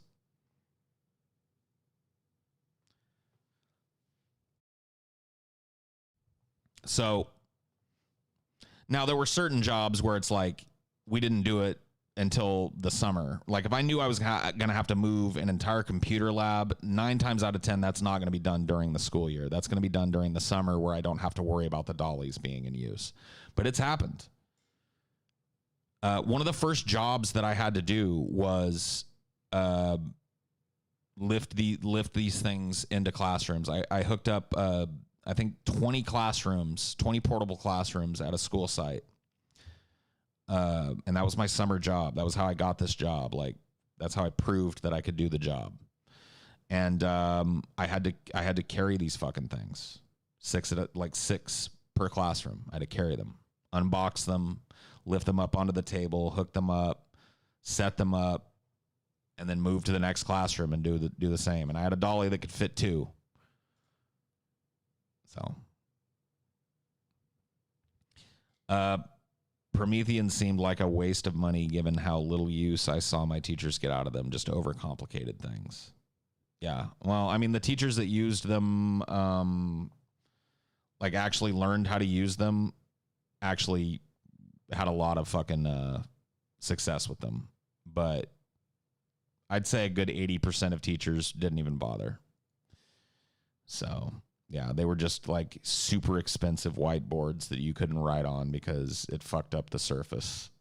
So teachers, like in a lot of classroom, teachers would literally hang butcher paper over the Promethean board so they could use the marker on it. And those were like $3,000 a piece, by the way. 3 dimes, right? 3 dimes, right? That's gangsta talk for $3,000, right?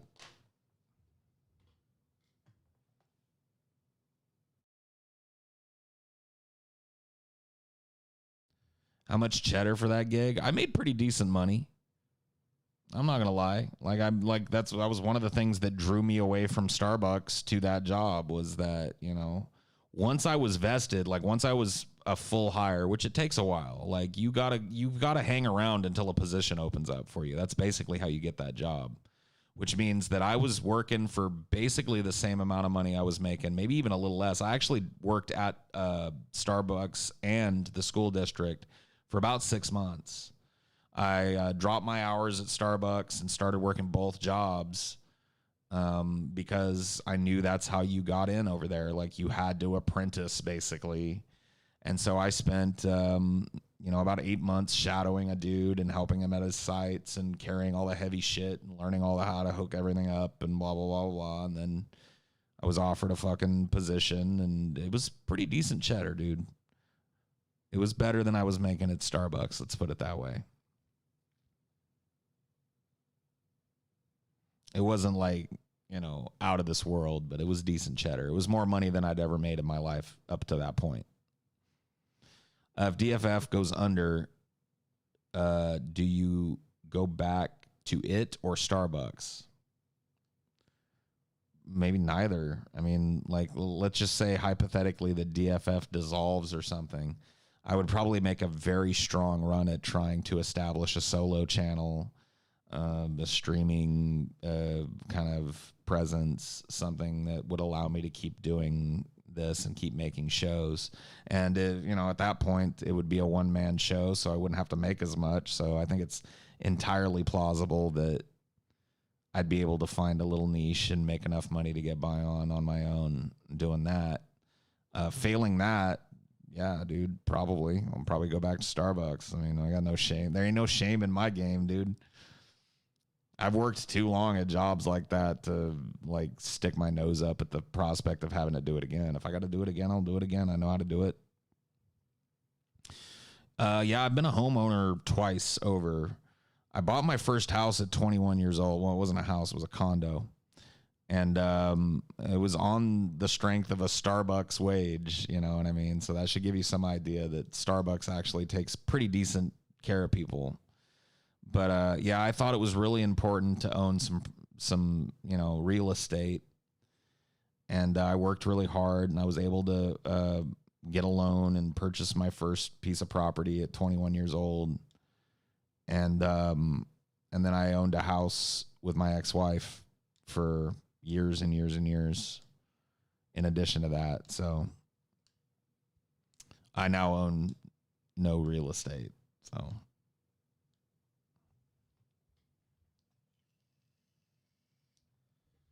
Oh yeah, dude. Owning a house is fucking hard work. It's like people think about it as a place that they're gonna have a lot of leisure, and I'm not gonna lie to you, like it is leisurely having your own pad, dude. But you're gonna get way less leisure time than you think, dude. Because I bought a house that, it had a pool. Like, see, my ex-wife and we bought right at the perfect time. It was like the biggest buyer's market in our lifetime. It was right after the 2008 housing bubble popped and fucking real estate values plummeted. And we were just positioned where it was just like, we can afford this fucking house. It's got a pool, 5 bedrooms, 3 bathrooms. You know what I mean? Like, way out of our fucking league, but the prices were so obscenely fucking through the basement that we were able to fucking swing it and be just fine. It's a mansion to you. Yeah, it was a mansion to me. It was the biggest house I've ever lived in up until I moved here with the guys. The year that I spent in the fucking tinderbox mansion that almost killed me was the biggest house I've ever lived in. But yeah, the house before that, the house that I purchased with my ex-wife was the biggest house I'd ever lived in.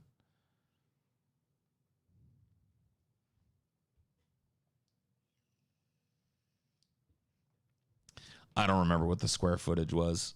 I might be able to like look it up, but I'm not gonna go digging through my papers and shit. I don't remember. It was big. It was a big house. It had 2 master bedrooms. Let's put it that way. It had a master on what we called the west wing and a master on what we called the east wing. Now, that was kind of joking.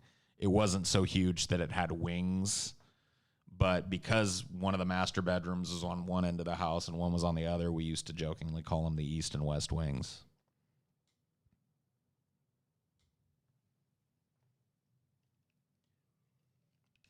Like, it wasn't that big.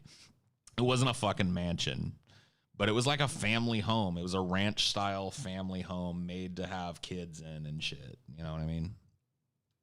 It would have been a home where like my ex-wife and I could have lived and had 2 or 3 kids, and they all would have had bedrooms and they'd had a pool to play in. You know what I mean? It was that kind of a place, and you know what I mean? Thanks, market crash. You know what I mean? I don't know what to say. A McMahon. Well, it was a nice house. So it was in an old established neighborhood with old established trees. So I wouldn't call it a McMansion. Like McMansion to me is like these brand new cookie cutter houses. This was in an old established neighborhood where every house looked different. Like there were no, like they were all designed for whoever had purchased them originally. So each house was its own thing. And yeah, it was not a McMansion. Yeah, we looked at some McMansions when we were house hunting, and that was some depressing shit. I was like, I don't know. I was just like, I don't know if I want to live in a neighborhood where there's not like a tree, you know, like where all the trees are just sticks that in 20 years might be trees. Like, I can't hang with that. I can't hang living in a house that looks exactly like the house that's like so close that you can barely squeeze between them. You know what I mean? It's weird. I'm certainly not going to buy one of those houses. I'm sure I could live in one, but if you're asking me to come out of pocket and take ownership of that, nuh-uh. Any pics of the house? I'm not going to show you pics of my house. That would just, that's not cool. People may or may not still live there. So...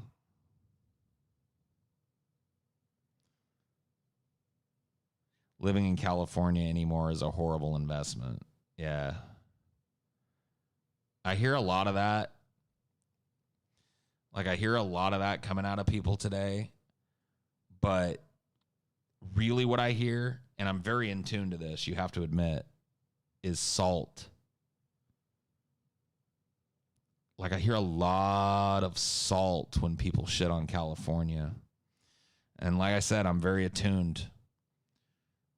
There is a lot of like really repressed fucking like jealousy about California. A lot of salt. Like, I'm not going to lie to you. Yeah, taxes are crazy. California is a crazy fucking place, but it is literally the most beautiful, most awesome fucking state in the union. And everybody knows it. Like, it's well known. It's a well-established fact that California blows every fucking state out of the water.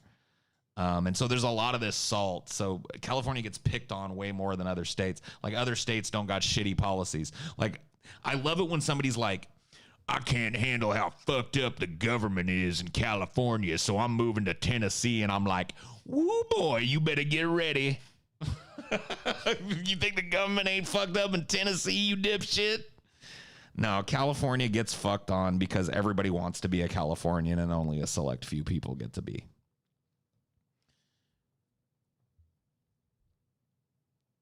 Yeah. Only a few select people actually get to be Californians.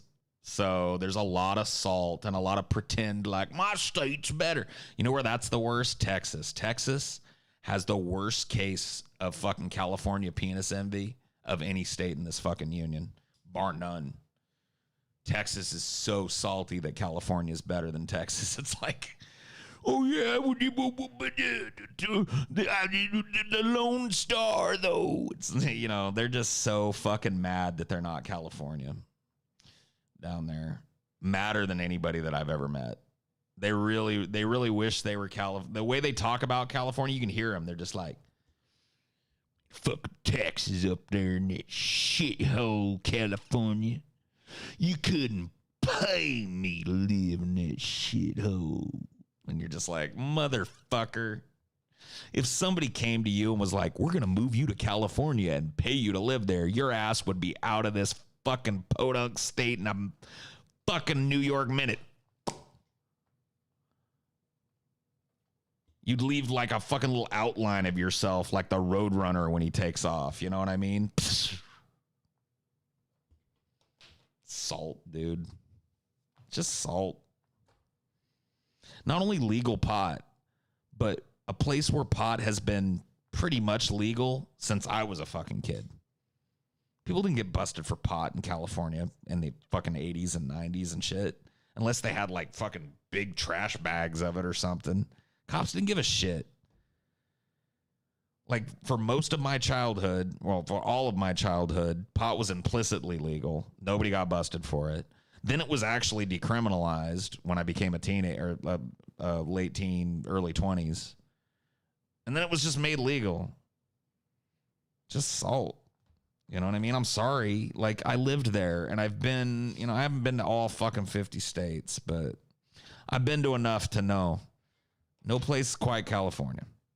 It's the way it is. Sorry. Stay salty about it. Stay salty about the high taxes and the crazy fucking government. And all the bullshit that goes on in California. Stay good and salty, dude.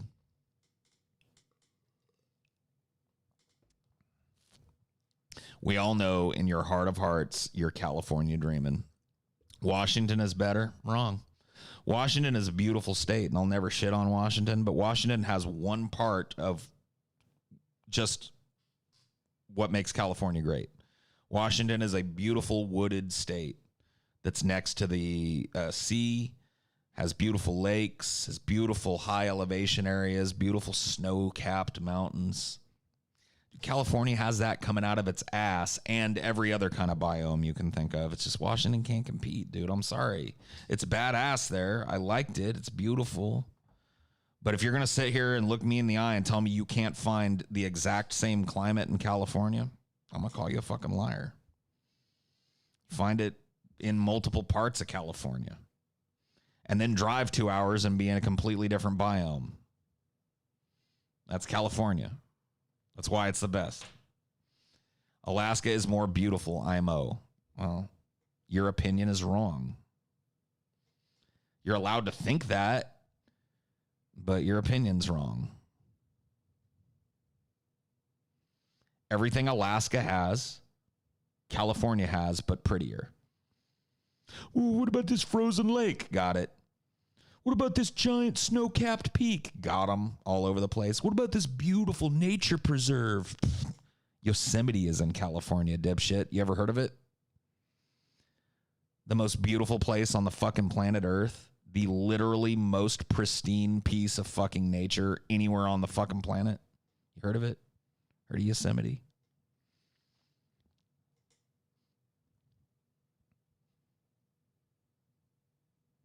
Cali's full of sweaties. Everywhere's full of sweaties, dude.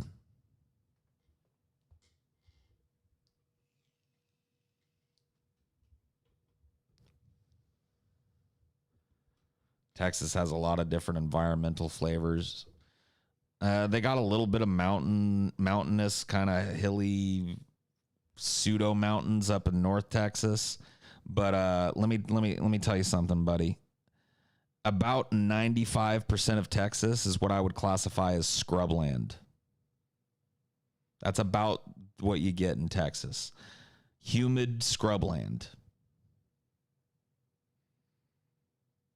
And some half-assed mountains up in the north of Texas, if you want to go there. And it gets hit by hurricanes, too. When's the last time California got slammed by a fucking hurricane? I'll wait. It may have happened, but it's been a hot goddamn minute. It wasn't last week. Let's put it that way.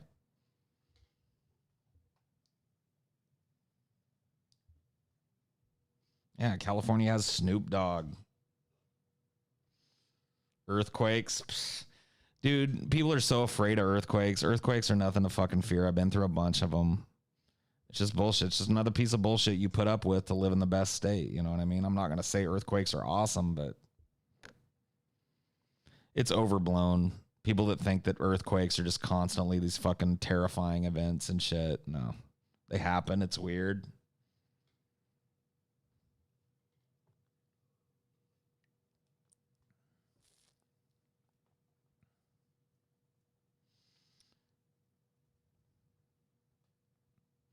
California is nice. Too nice.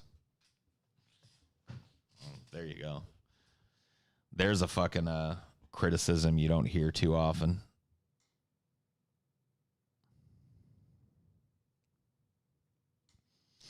Death Valley, yeah.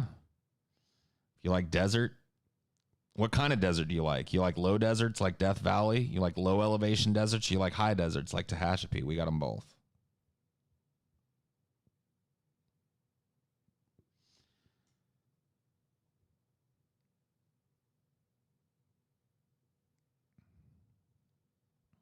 You ever think the big earthquake will happen in our lifetimes? It already did. There was the biggest earthquake that ever happened on planet Earth happened in 2004, about 700 miles offshore of Phuket, Thailand. It inundated the entire fucking western coast of Japan, some places up to 2-3 miles inland. It completely and utterly destroyed the South Pacific, as you can imagine. So yeah, it's already happened. I think it was like a 9.8 on the Richter scale, a 9.7, something like that. Literally the largest earthquake ever recorded in the history of us being able to record the strength of earthquakes. Oh, dude. Some of the fucking shit that dude, if you've never, because it happened in 2004, people had fucking cell phone cameras.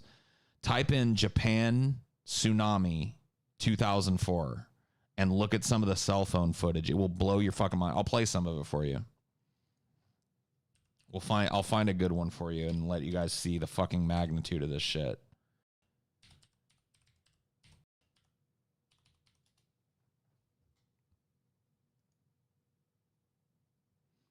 Rare video. Okay. So here is, I don't know if this is good or not, but, you know, we'll give it a shot. Let's see. Tsunami hits Port Town. There's so many of these that I saw that were just so fucking insane, dude. Let's see. Caught on tape. Tsunami hits Japanese Port Town. All right, here we go. Let me get this full screen here. Give you guys a little taste of this. Fucking insane, dude. Absolutely world-endingly fucking crazy. Here you go.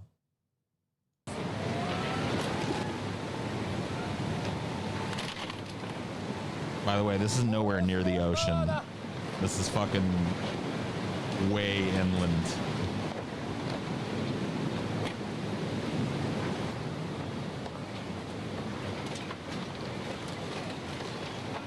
Look at this shit.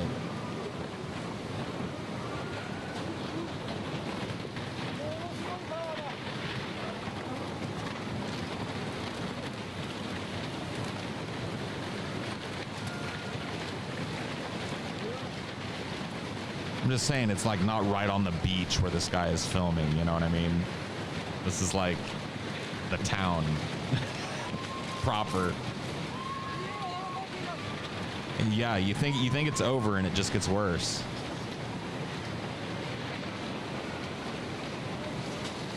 And worse. And worse. And worse. Look at it. fucked.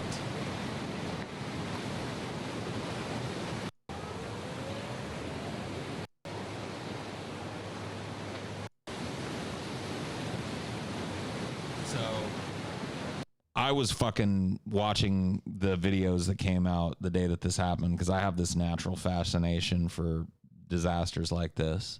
And I'm telling you, man, I've never had my fucking mind blown like some of the footage that came out of this. Let me see if I can find something from Phuket. They got it worse than fucking Japan did.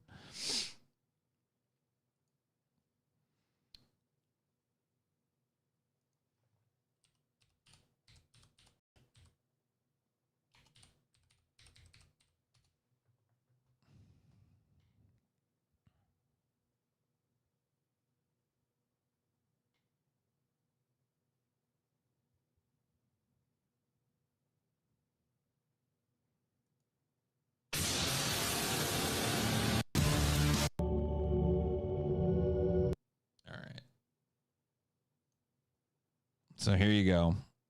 Even has a little history for those of you who haven't seen it or haven't heard of this.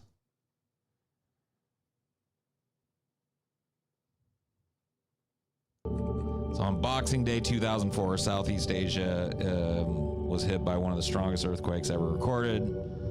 It was a 9.1 to 9.3, according to this. Triggered a huge tsunami, which devastated coastal countries of the Indian Ocean.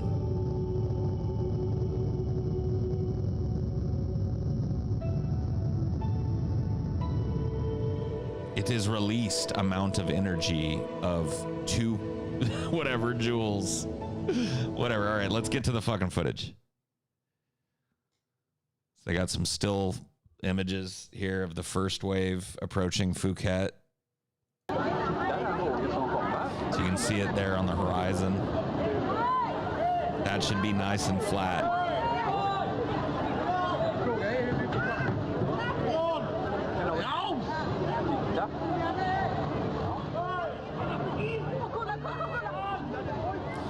So remember, guys, so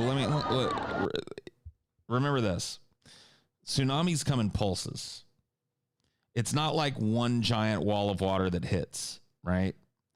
There's a first pulse, a second pulse, a third pulse, and then usually the main pulse comes somewhere in there. It's after the first or second.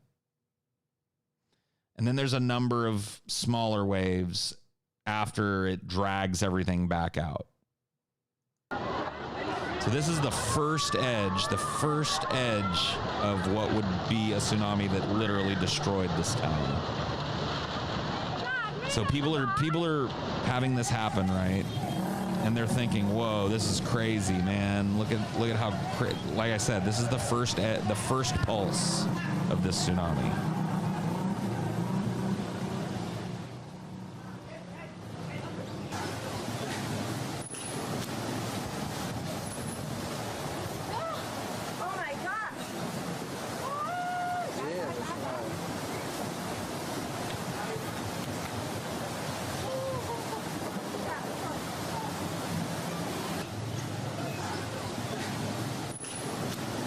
A lot of people died in this, yes.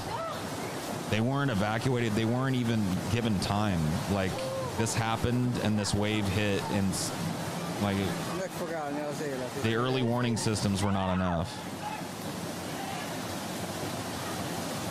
I mean, you'll see some people die in some of this footage. There are people that are just swept away in these footages. So here's the second wave. So these people have just been hit by what we just watched, and here comes the second wall of water.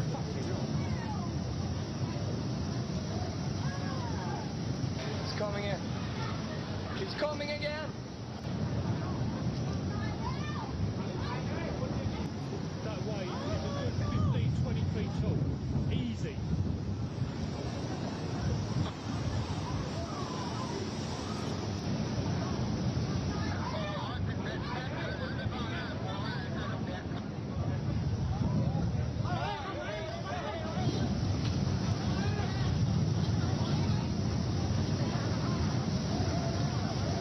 This wasn't the big pulse, by the way. this was the second pulse. There's a dead person. There's another dead person.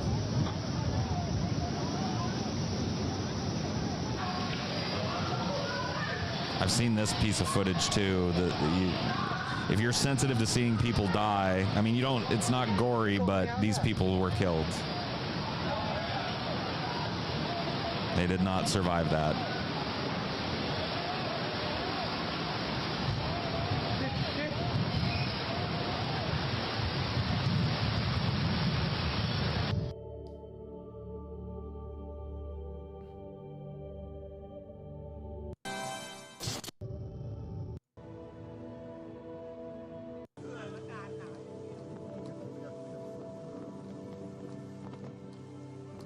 So this is in a different area of Thailand where the tsunami was preceded, as they often are, by a massive retraction. We've already seen this Phuket footage, so are they not going to show? It looks like it just replays. But that'll, yeah, I mean, that gives you an idea. That should at least give you a fucking idea what we're dealing with here. So absolutely insane.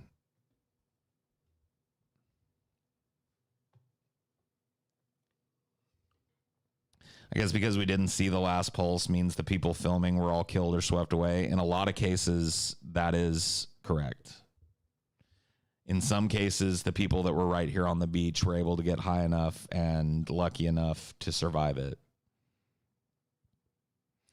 But you can imagine they probably stopped filming at a certain point when that third wave came and it was even bigger. They probably, their Facebook instincts probably shut down and their survival instincts probably kicked in at that point.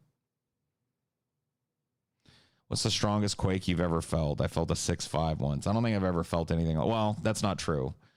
So I was alive during the big San Francisco quake that happened in was it the early 90s? Was it like 1990 or 89? In the late 80s, I think, or very early the 89 quake. Okay. San Francisco was hit by a ginormous quake. I lived at the time in the Central Valley of California and was knocked off my feet by it. So it jerked our entire fucking house. It was like, if you've never been in an earthquake, it's one of the strangest things you'll ever experience. Because the amount of land mass that's moving under your feet, it's unbelievable how it feels when that shifts, even just an inch. So the 1989 San Francisco quake knocked me off my feet in Madeira. So you can imagine what that was like. Wasn't there a huge Cali quake in the 20s or 30s? Yes. There have been a number of huge Cali quakes.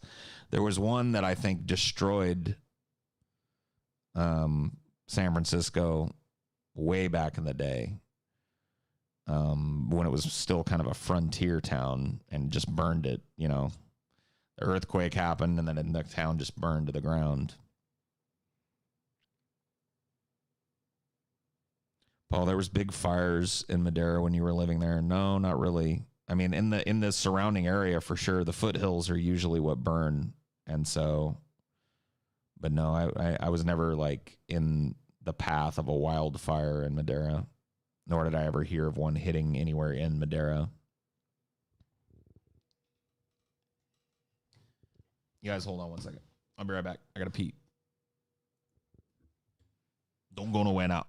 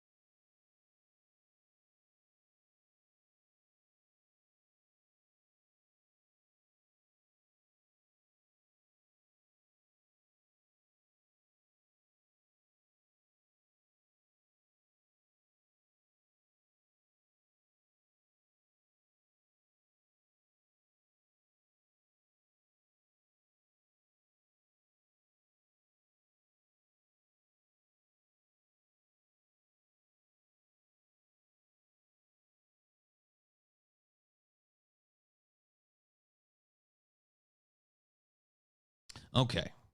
We are back. We are back in business.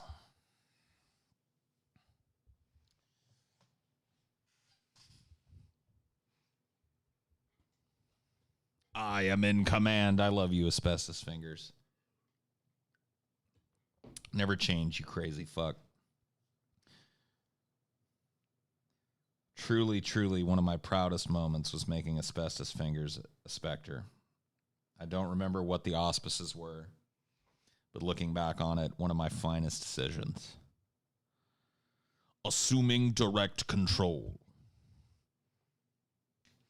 Now you're making me want to play the Mass Effect series again. God damn you.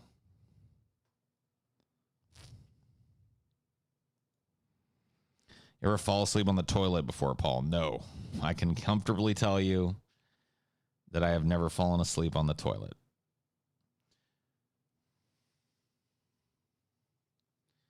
Paul, is Futa gay? So you're going to have to help me. What is Futa? Oh, Futa is chicks with dicks, right? Or chicks with both? Is that I get mixed up. I'm not a weeb, so you're gonna have to help me. They got everything. Yeah, they got dicks, and then they got, instead of balls, they got a pussy. Okay. Is it gay? No, I don't think it's gay.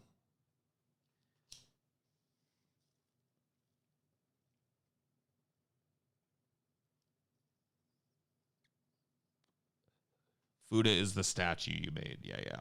Got it. No, that's straight. Yeah, that's straight as a fucking laser right there. You worried about the San Andreas fault line? No. Are you? Should I be? I mean, like, look, yeah. It's part of California lore that the big one is coming someday. You know, so much so that Tool wrote a song about it.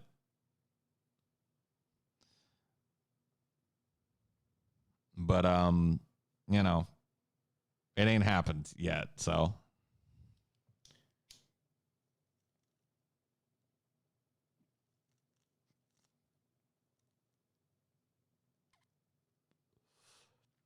I asked the question earlier, but what's your opinion on a technocratic economy?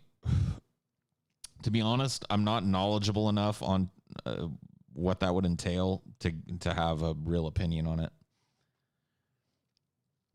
Economics are my not my strong suit. My eyes tend to cross when numbers are invoked, so I'm barely passingly familiar with technocracy, and a technocratic economy even less so. You numbers, exactly my feeling. I hate them all equally, except the number 0. I like 0.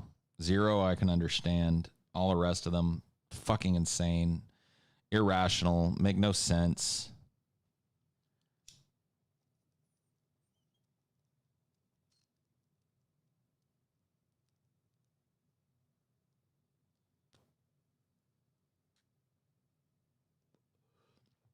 I like 69. It's the sex number. Good for you, bro. Good for you.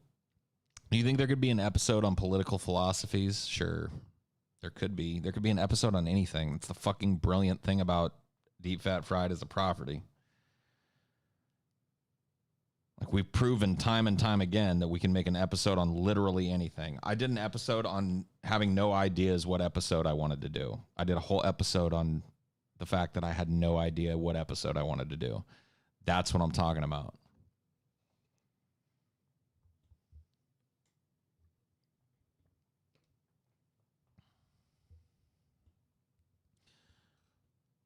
Are you a Tracy Chapman fan? I like that Fast Car song. She sings that, right?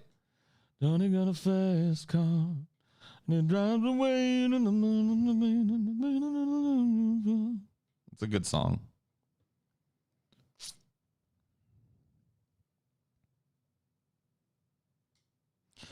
Yeah, it's a depressing song. It's not the best depressing song, but it's one of the best. If you want the best depressing song, load up Fade Into You by Mazzy Star. That was my angsty teenage.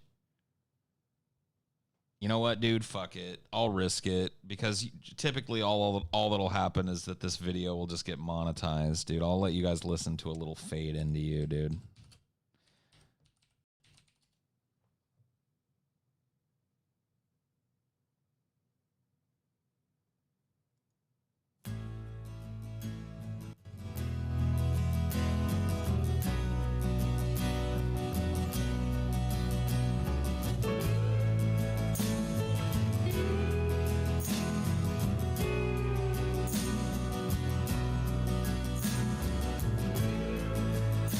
I wanna hold the hand inside you.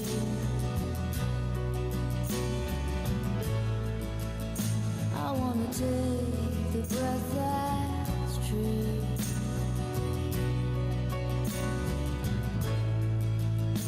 I look to you and I see nothing.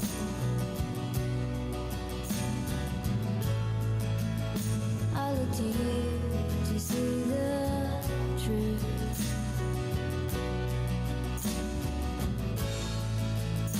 You live your life, you go in shadow.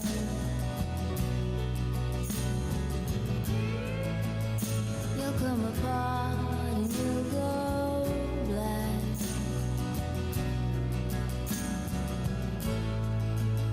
Some kind of night into your darkness.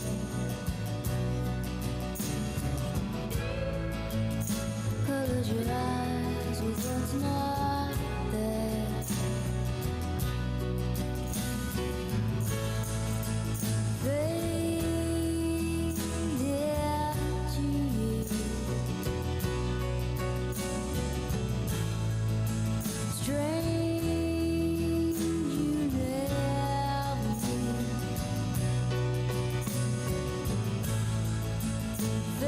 All right, that's enough of that.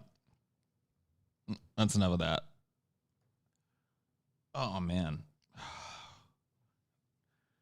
Fucking craziest thing, dude. It's like some dust blew into my eyes. Do you hate it when that happens?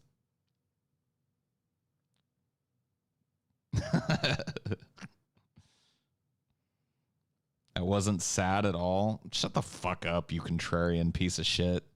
Go swing from somebody else's nutsack, you dumb fuck.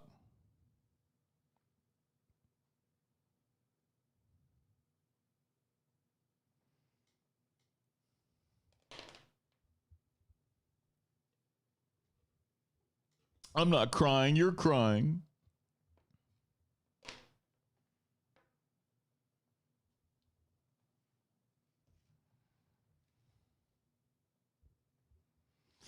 No, I mean that was just like, well, that was one of my like angsty teenage, my heart is broken, I'm longing for a girl songs. I tell you what, dude. If someone that's not a mod can guess what it is, and I'll even give you a hint. I'll give you a decade. It's a 90s song. It was popular when I was in high school. I will give a mod to somebody if they can guess what it is. Don't Fear the Reaper is not a 90s song. Creep by Stone. No. Dude, you guys got to think of this is like a sad, angsty, I'm sitting at home feeling bad for myself.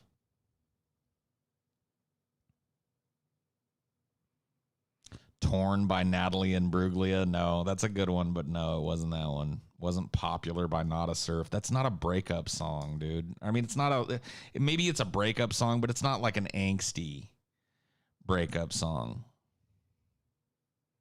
Bittersweet Symphony. Good guess. See, you're getting in the wheelhouse now, but not the song. Glycerin by Bush. Another good guess. Another good guess, but not the one. Not the one. The Jewel song? No, it wasn't Jewel. It doesn't look like anybody's going to get it. Doesn't look like anybody's going to get it.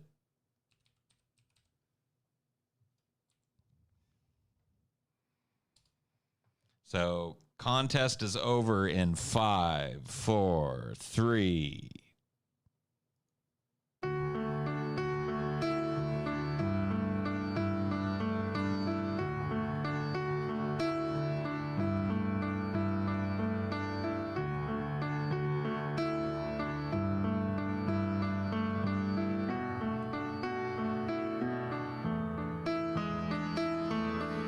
Six a.m. day after Christmas. I throw some clothes on in the dark.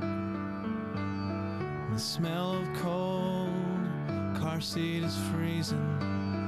The world is sleeping. I am numb. Yep. Those were my angsty teenager songs. Yeah, that's Brick by Ben Folds 5.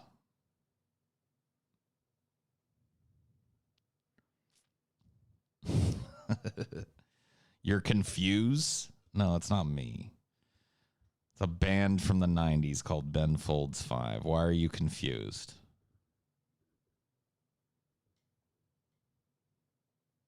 You thought I was the one singing that? No, that was Ben Folds singing that. It got filtered?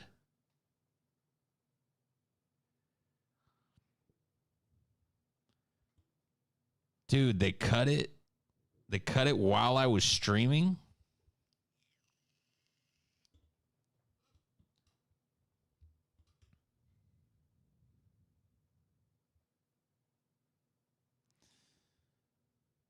I don't think I've heard it. We'll have to look it up. Yeah. Oh, YouTube filtered your response. Okay, got it. I don't know if you've heard it, and it's obscured because he died before it was completed in studio, but Hendrix's New Rising Sun is incredibly sad. I think I have heard it. I mean, there's a lot of sad songs, dude, but we were talking about a particular kind of sad song, the angsty teenage sad song. The I got dumped or I can't have the girl that I want song. Any movies you've cried at? I cried at The Fox and the Hound the other day. First movie I've cried during, I think. I cried the first time I saw Forrest Gump. I was like 10. My dad took me to see Forrest Gump, and I thought it was so fucking sad. So, yeah. I cried at Forrest Gump. Trying to think if there's any other movies. Oh, there's a documentary called Dear Zachary that reduced me to like a blubbering mess for no joke 3 hours after it finished. I heaved and sobbed on the couch for almost 3 hours after watching that movie. I wouldn't recommend it. Wilford Brimley has passed. I know. We did a little eulogy to him at the beginning of the stream. I bawled my fucking eyes out at that documentary, dude. That documentary fucking killed me. Oh, my God. Never again will I ever watch that. And I don't recommend anybody else do either. It's great, but I mean, fuck. But yeah, I typically don't cry at movies. I got to be in a certain fucking headspace, and it's got to be a really good movie. What about the end of Requiem for a Dream? I mean, it's sad, but it's, I never cried. I've seen Requiem for a Dream a number of times. Dear Zachary, blah, blah, blah, blah, blah. I'm not, dude, quit spoiling shit. Somebody fucking dumbass. Time this bitch out.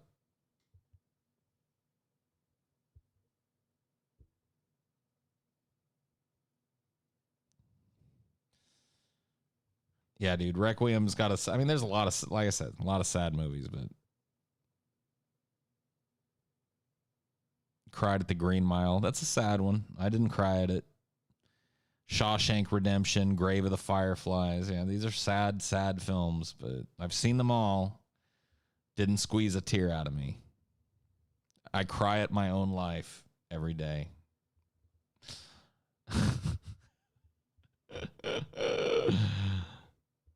I think we all do. I think that's true of everybody. I cried watching The Blind Side. Oh, look at you. Now see what's happened. Now for the next 30 minutes of the stream, it's going to be people telling me movies that they cried to.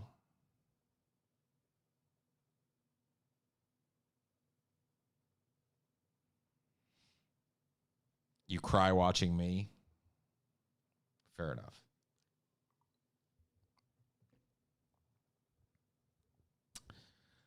Fair enough.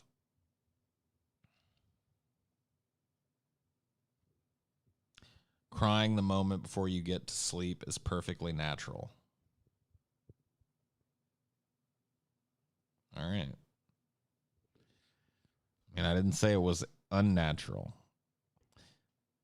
Paul, hi. What do you want, Jason? What do you want?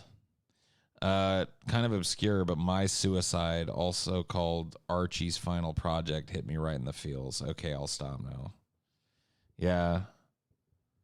I mean, you gotta, whatever. Strong men also cry. Okay? Strong men also cry. I cried at my birth. Yeah, when I was born, I cried my eyes out, man. That shit was crazy. You guys remember that shit?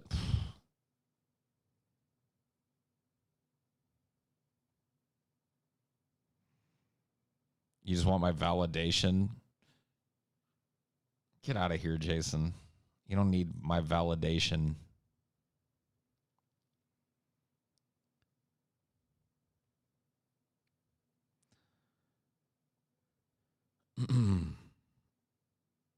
I remember my dad took me to say Nanny McPhee. In the end, it drove us home with eyes full of tears and said, "Where's my Nanny McPhee?" Look at you, buddy. Has TJ or Scotty ever cried in front of you? TJ has. Scotty has not.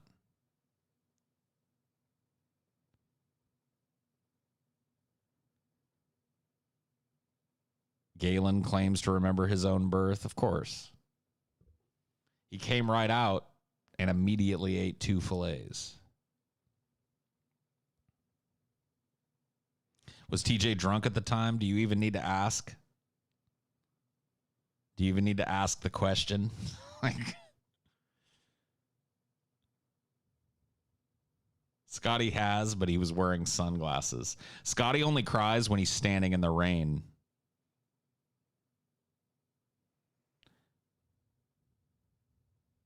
So that the raindrops hide his teardrops and no one can ever know that he's crying. There's a whole song about that shit, man. That's Scotty. I wish it would rain. How I wish it would rain. It's an oldie, but a goodie.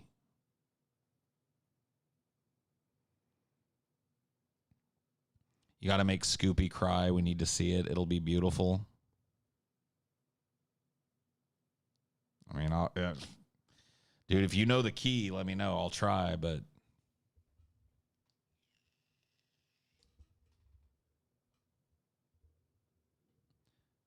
TJ's name is short for Thomas James. Scotty only cries when he misses his eye drops. Yeah, there you go.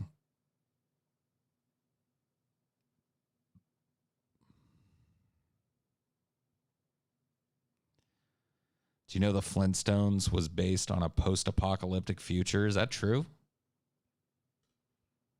I thought it was like caveman times. That can't be true because there was dinosaurs and shit. Get out of here.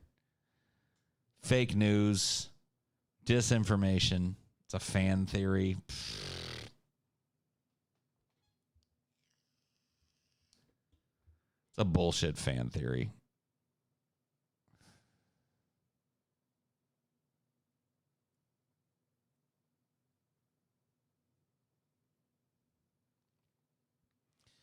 Dude, I think there's a video on me on my channel of me crying way back in the day.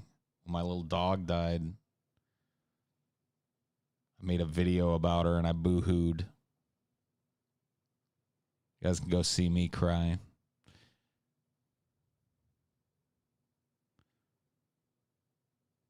So original. I know, dude. So original.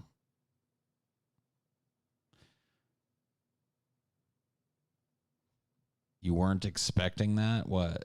Crying? No, I wasn't.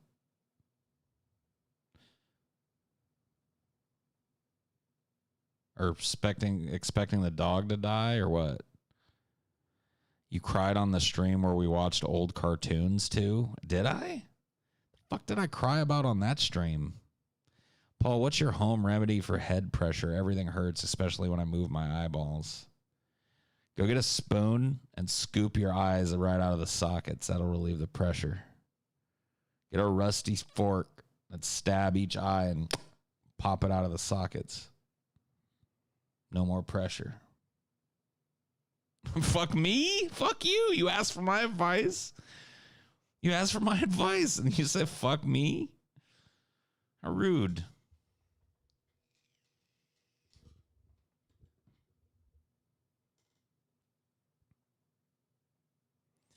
$600 milligrams of ibuprofen with 1 Tylenol and 2 Benadryls. That sounds about right. That sounds like that would probably knock it out.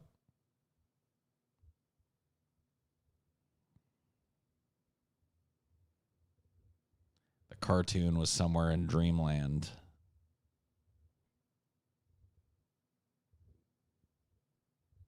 Oh, that fucking cartoon. Yeah, it snuck up on me real. I remember that now.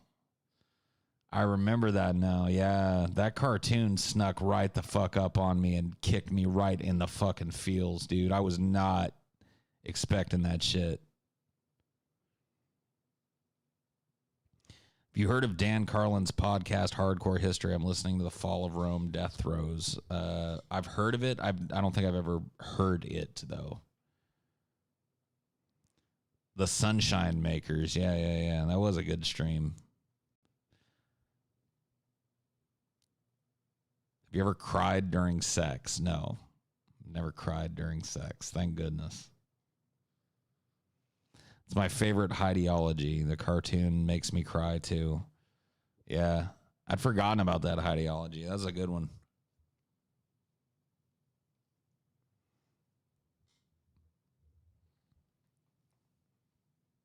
How's the weight loss going? It's going, man. It's,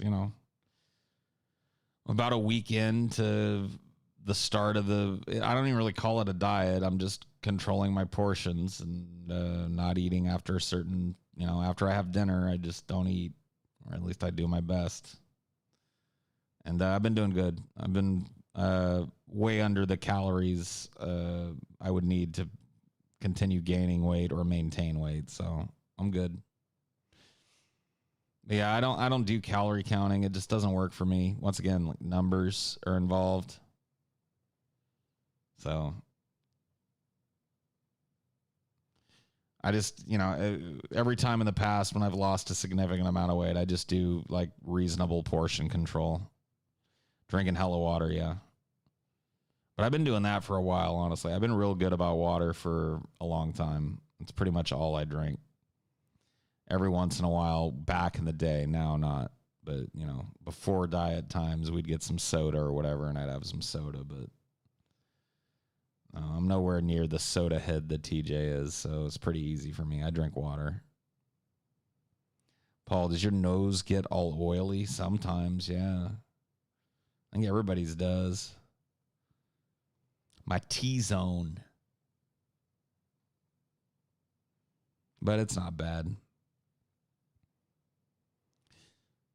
Celery juice on an empty stomach in the morning will have you beat TJ. Celery juice? Fuck that.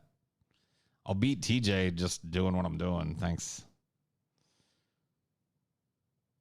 Like, TJ's already fucked up. Like, he's doing this big-ass cheat day where he's, like, basically walking back 4 days of progress and slowing himself down. He got all drunk last night. Like, alcohol just metastasizes into sugar. So he basically just ate a bag of sugar last night. Like, he doesn't give a fuck, dude. He's already weakening around the edges. It's already like his willpower is already fraying. It's already, dude, it's already over. Like, people forget I've beat him twice already. Like, TJ and I have had 2 weight loss contests prior to this, and I've soundly whooped his ass twice. Like, this is not even, I don't even need to try. Cheat days turn, well, his cheat day, like, for those of you that don't watch the fucking Grease Trap and shit, non-$10 patrons, we went over TJ's whole fucking diet thing and harangued him about it. Or did that happen on a flash fried? I can't remember. It all bleeds together sometimes for me, property to property. We're filming so much week to week now that it's like, but at some point we were haranguing TJ because he was like, yeah, dude, it's not even that. Like, I wish TJ well. Like, I don't want TJ to fail at his diet. I hope he beats me. You know, I hope he's, you know, I hope I'm wrong. I hope he sticks to it. But I mean, past behavior is the best predictor of future behavior. You know what I mean? I'm probably not going to get thin either. I'll probably just get thinner than TJ and win.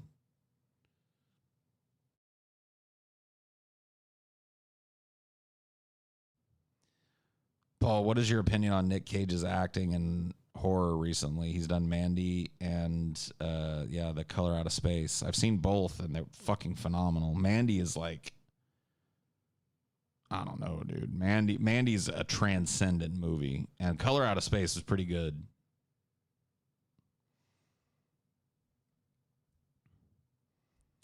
Yeah, I remember somebody on the fucking subreddit was all like, I wish Paul would quit with this fucking competition shit and just let TJ lose weight. And it's like, dude, this weight loss competition is the only one of the 3 that we've been in that have been my idea.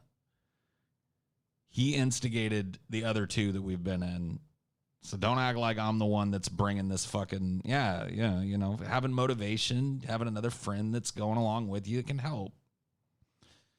You know, we're ribbing each other, you know, about it. That can help, you know. If I make him salty about it, he might not binge. He might look at that fucking Danish and go, you know what? No thanks. I don't want Paul. I want to shut Paul's ego's mouth.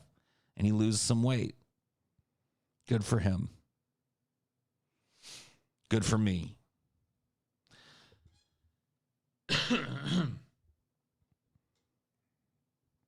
I stayed a patron as long as I could stick it out, but COVID got me. Thanks for keeping all the extra content. Of course, dude. Totally understandable. It's crazy times, dude. I'm quite frankly shocked at the amount of people that have stayed with us. You know what I mean? It's kind of like heartwarming. The fact that we haven't lost patrons. We continue to like steadily gain patrons even during this fucking crazy shit. It's pretty fucking nuts. I look thinner. I probably shouldn't yet. Any weight that I've lost up until this point has been straight water weight. So maybe I'm a little, like, I can tell a little bit, like my trunk is not as fucking huge as it was, but it like just a slight bit. It'll take a few weeks before I really start to show, like, you know, significant changes in my body and stuff. And that'll be helped along by the yoga that I'm going to start doing here pretty soon. Like I said, we ordered some yoga mats, so I got to find a good low impact yoga YouTube channel. Hopefully with a chick with a nice booty so I can oogle that while I'm doing yoga. But failing that, my girlfriend's going to do it with me, so I'll just oogle her booty, which is amazing.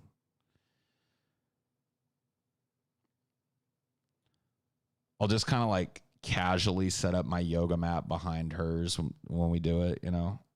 Be like, there's room right here, babe. No, you know, I need to be a little farther from the TV.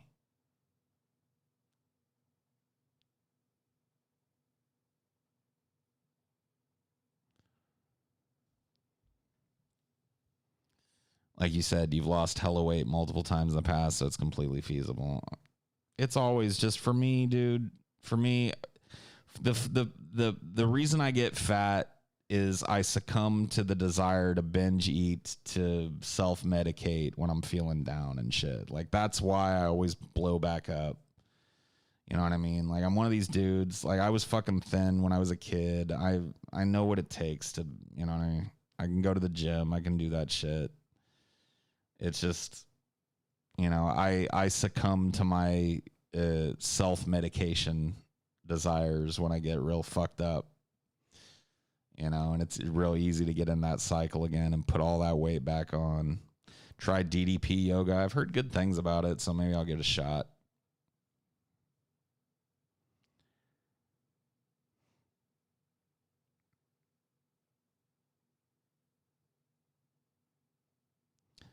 I held out last to ditch DFF. I didn't think twice about canceling my Tim Dillon or Davey 504 Patreon. It's all good, dude. Like I said, I understand. And, you know, this shit blows over, your financial troubles, you know, get better. You know, you're always welcome back, of course. We'll be happy to see you. There's got to be some way that would work for TJ. Everyone's so different. Different things work for different people. He's not completely helpless. No, TJ's fine. Like, he's totally capable. It's just, you know, I understand, like, as a fat guy, willpower starts to wane about 3-4 weeks into a diet. You know, it starts to grind on you. You start to see, like, progress. And so you think, like, oh, I can cheat, you know, because I'm doing good. And that cheating becomes more cheating. And pretty soon you're just not dieting anymore, you know. And TJ's already got, like, a built-in day where he goes completely off the fucking rails. Like, he walked us through it. He's like, yeah, I went and got Popeyes, ate a bunch of chicken, big old fucking large mashed potatoes and gravy. Can't remember what else he ate that day. It was just fucking, it was like an insane day of just like as much fucking shit as he could cram in his face all day. And I was like, I'm sitting here and I'm thinking, like, you just like gave up 3 or 4 days worth of progress for that day. So you suffered needlessly throughout the week and then gave back 3 of those days where you just eating kale and fucking chewing on carrots and shit.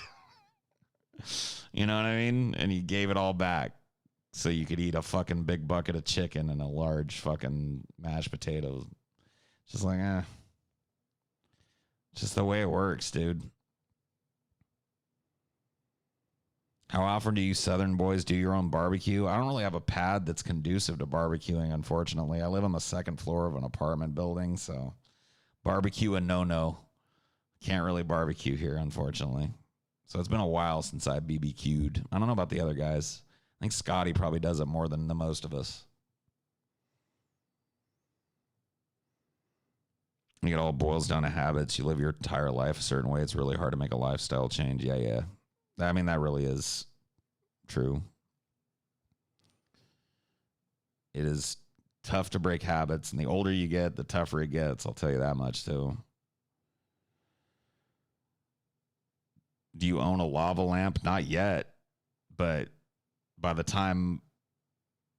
time tomorrow, I'll have one on the way. No, I don't know. I want one. I love lava lamps. I had one when I was a kid. I used to love cranking it on in the dark and just like chilling and listening to my music. Very calming. Maybe I'll get one and put it in here. Make it part of the set here.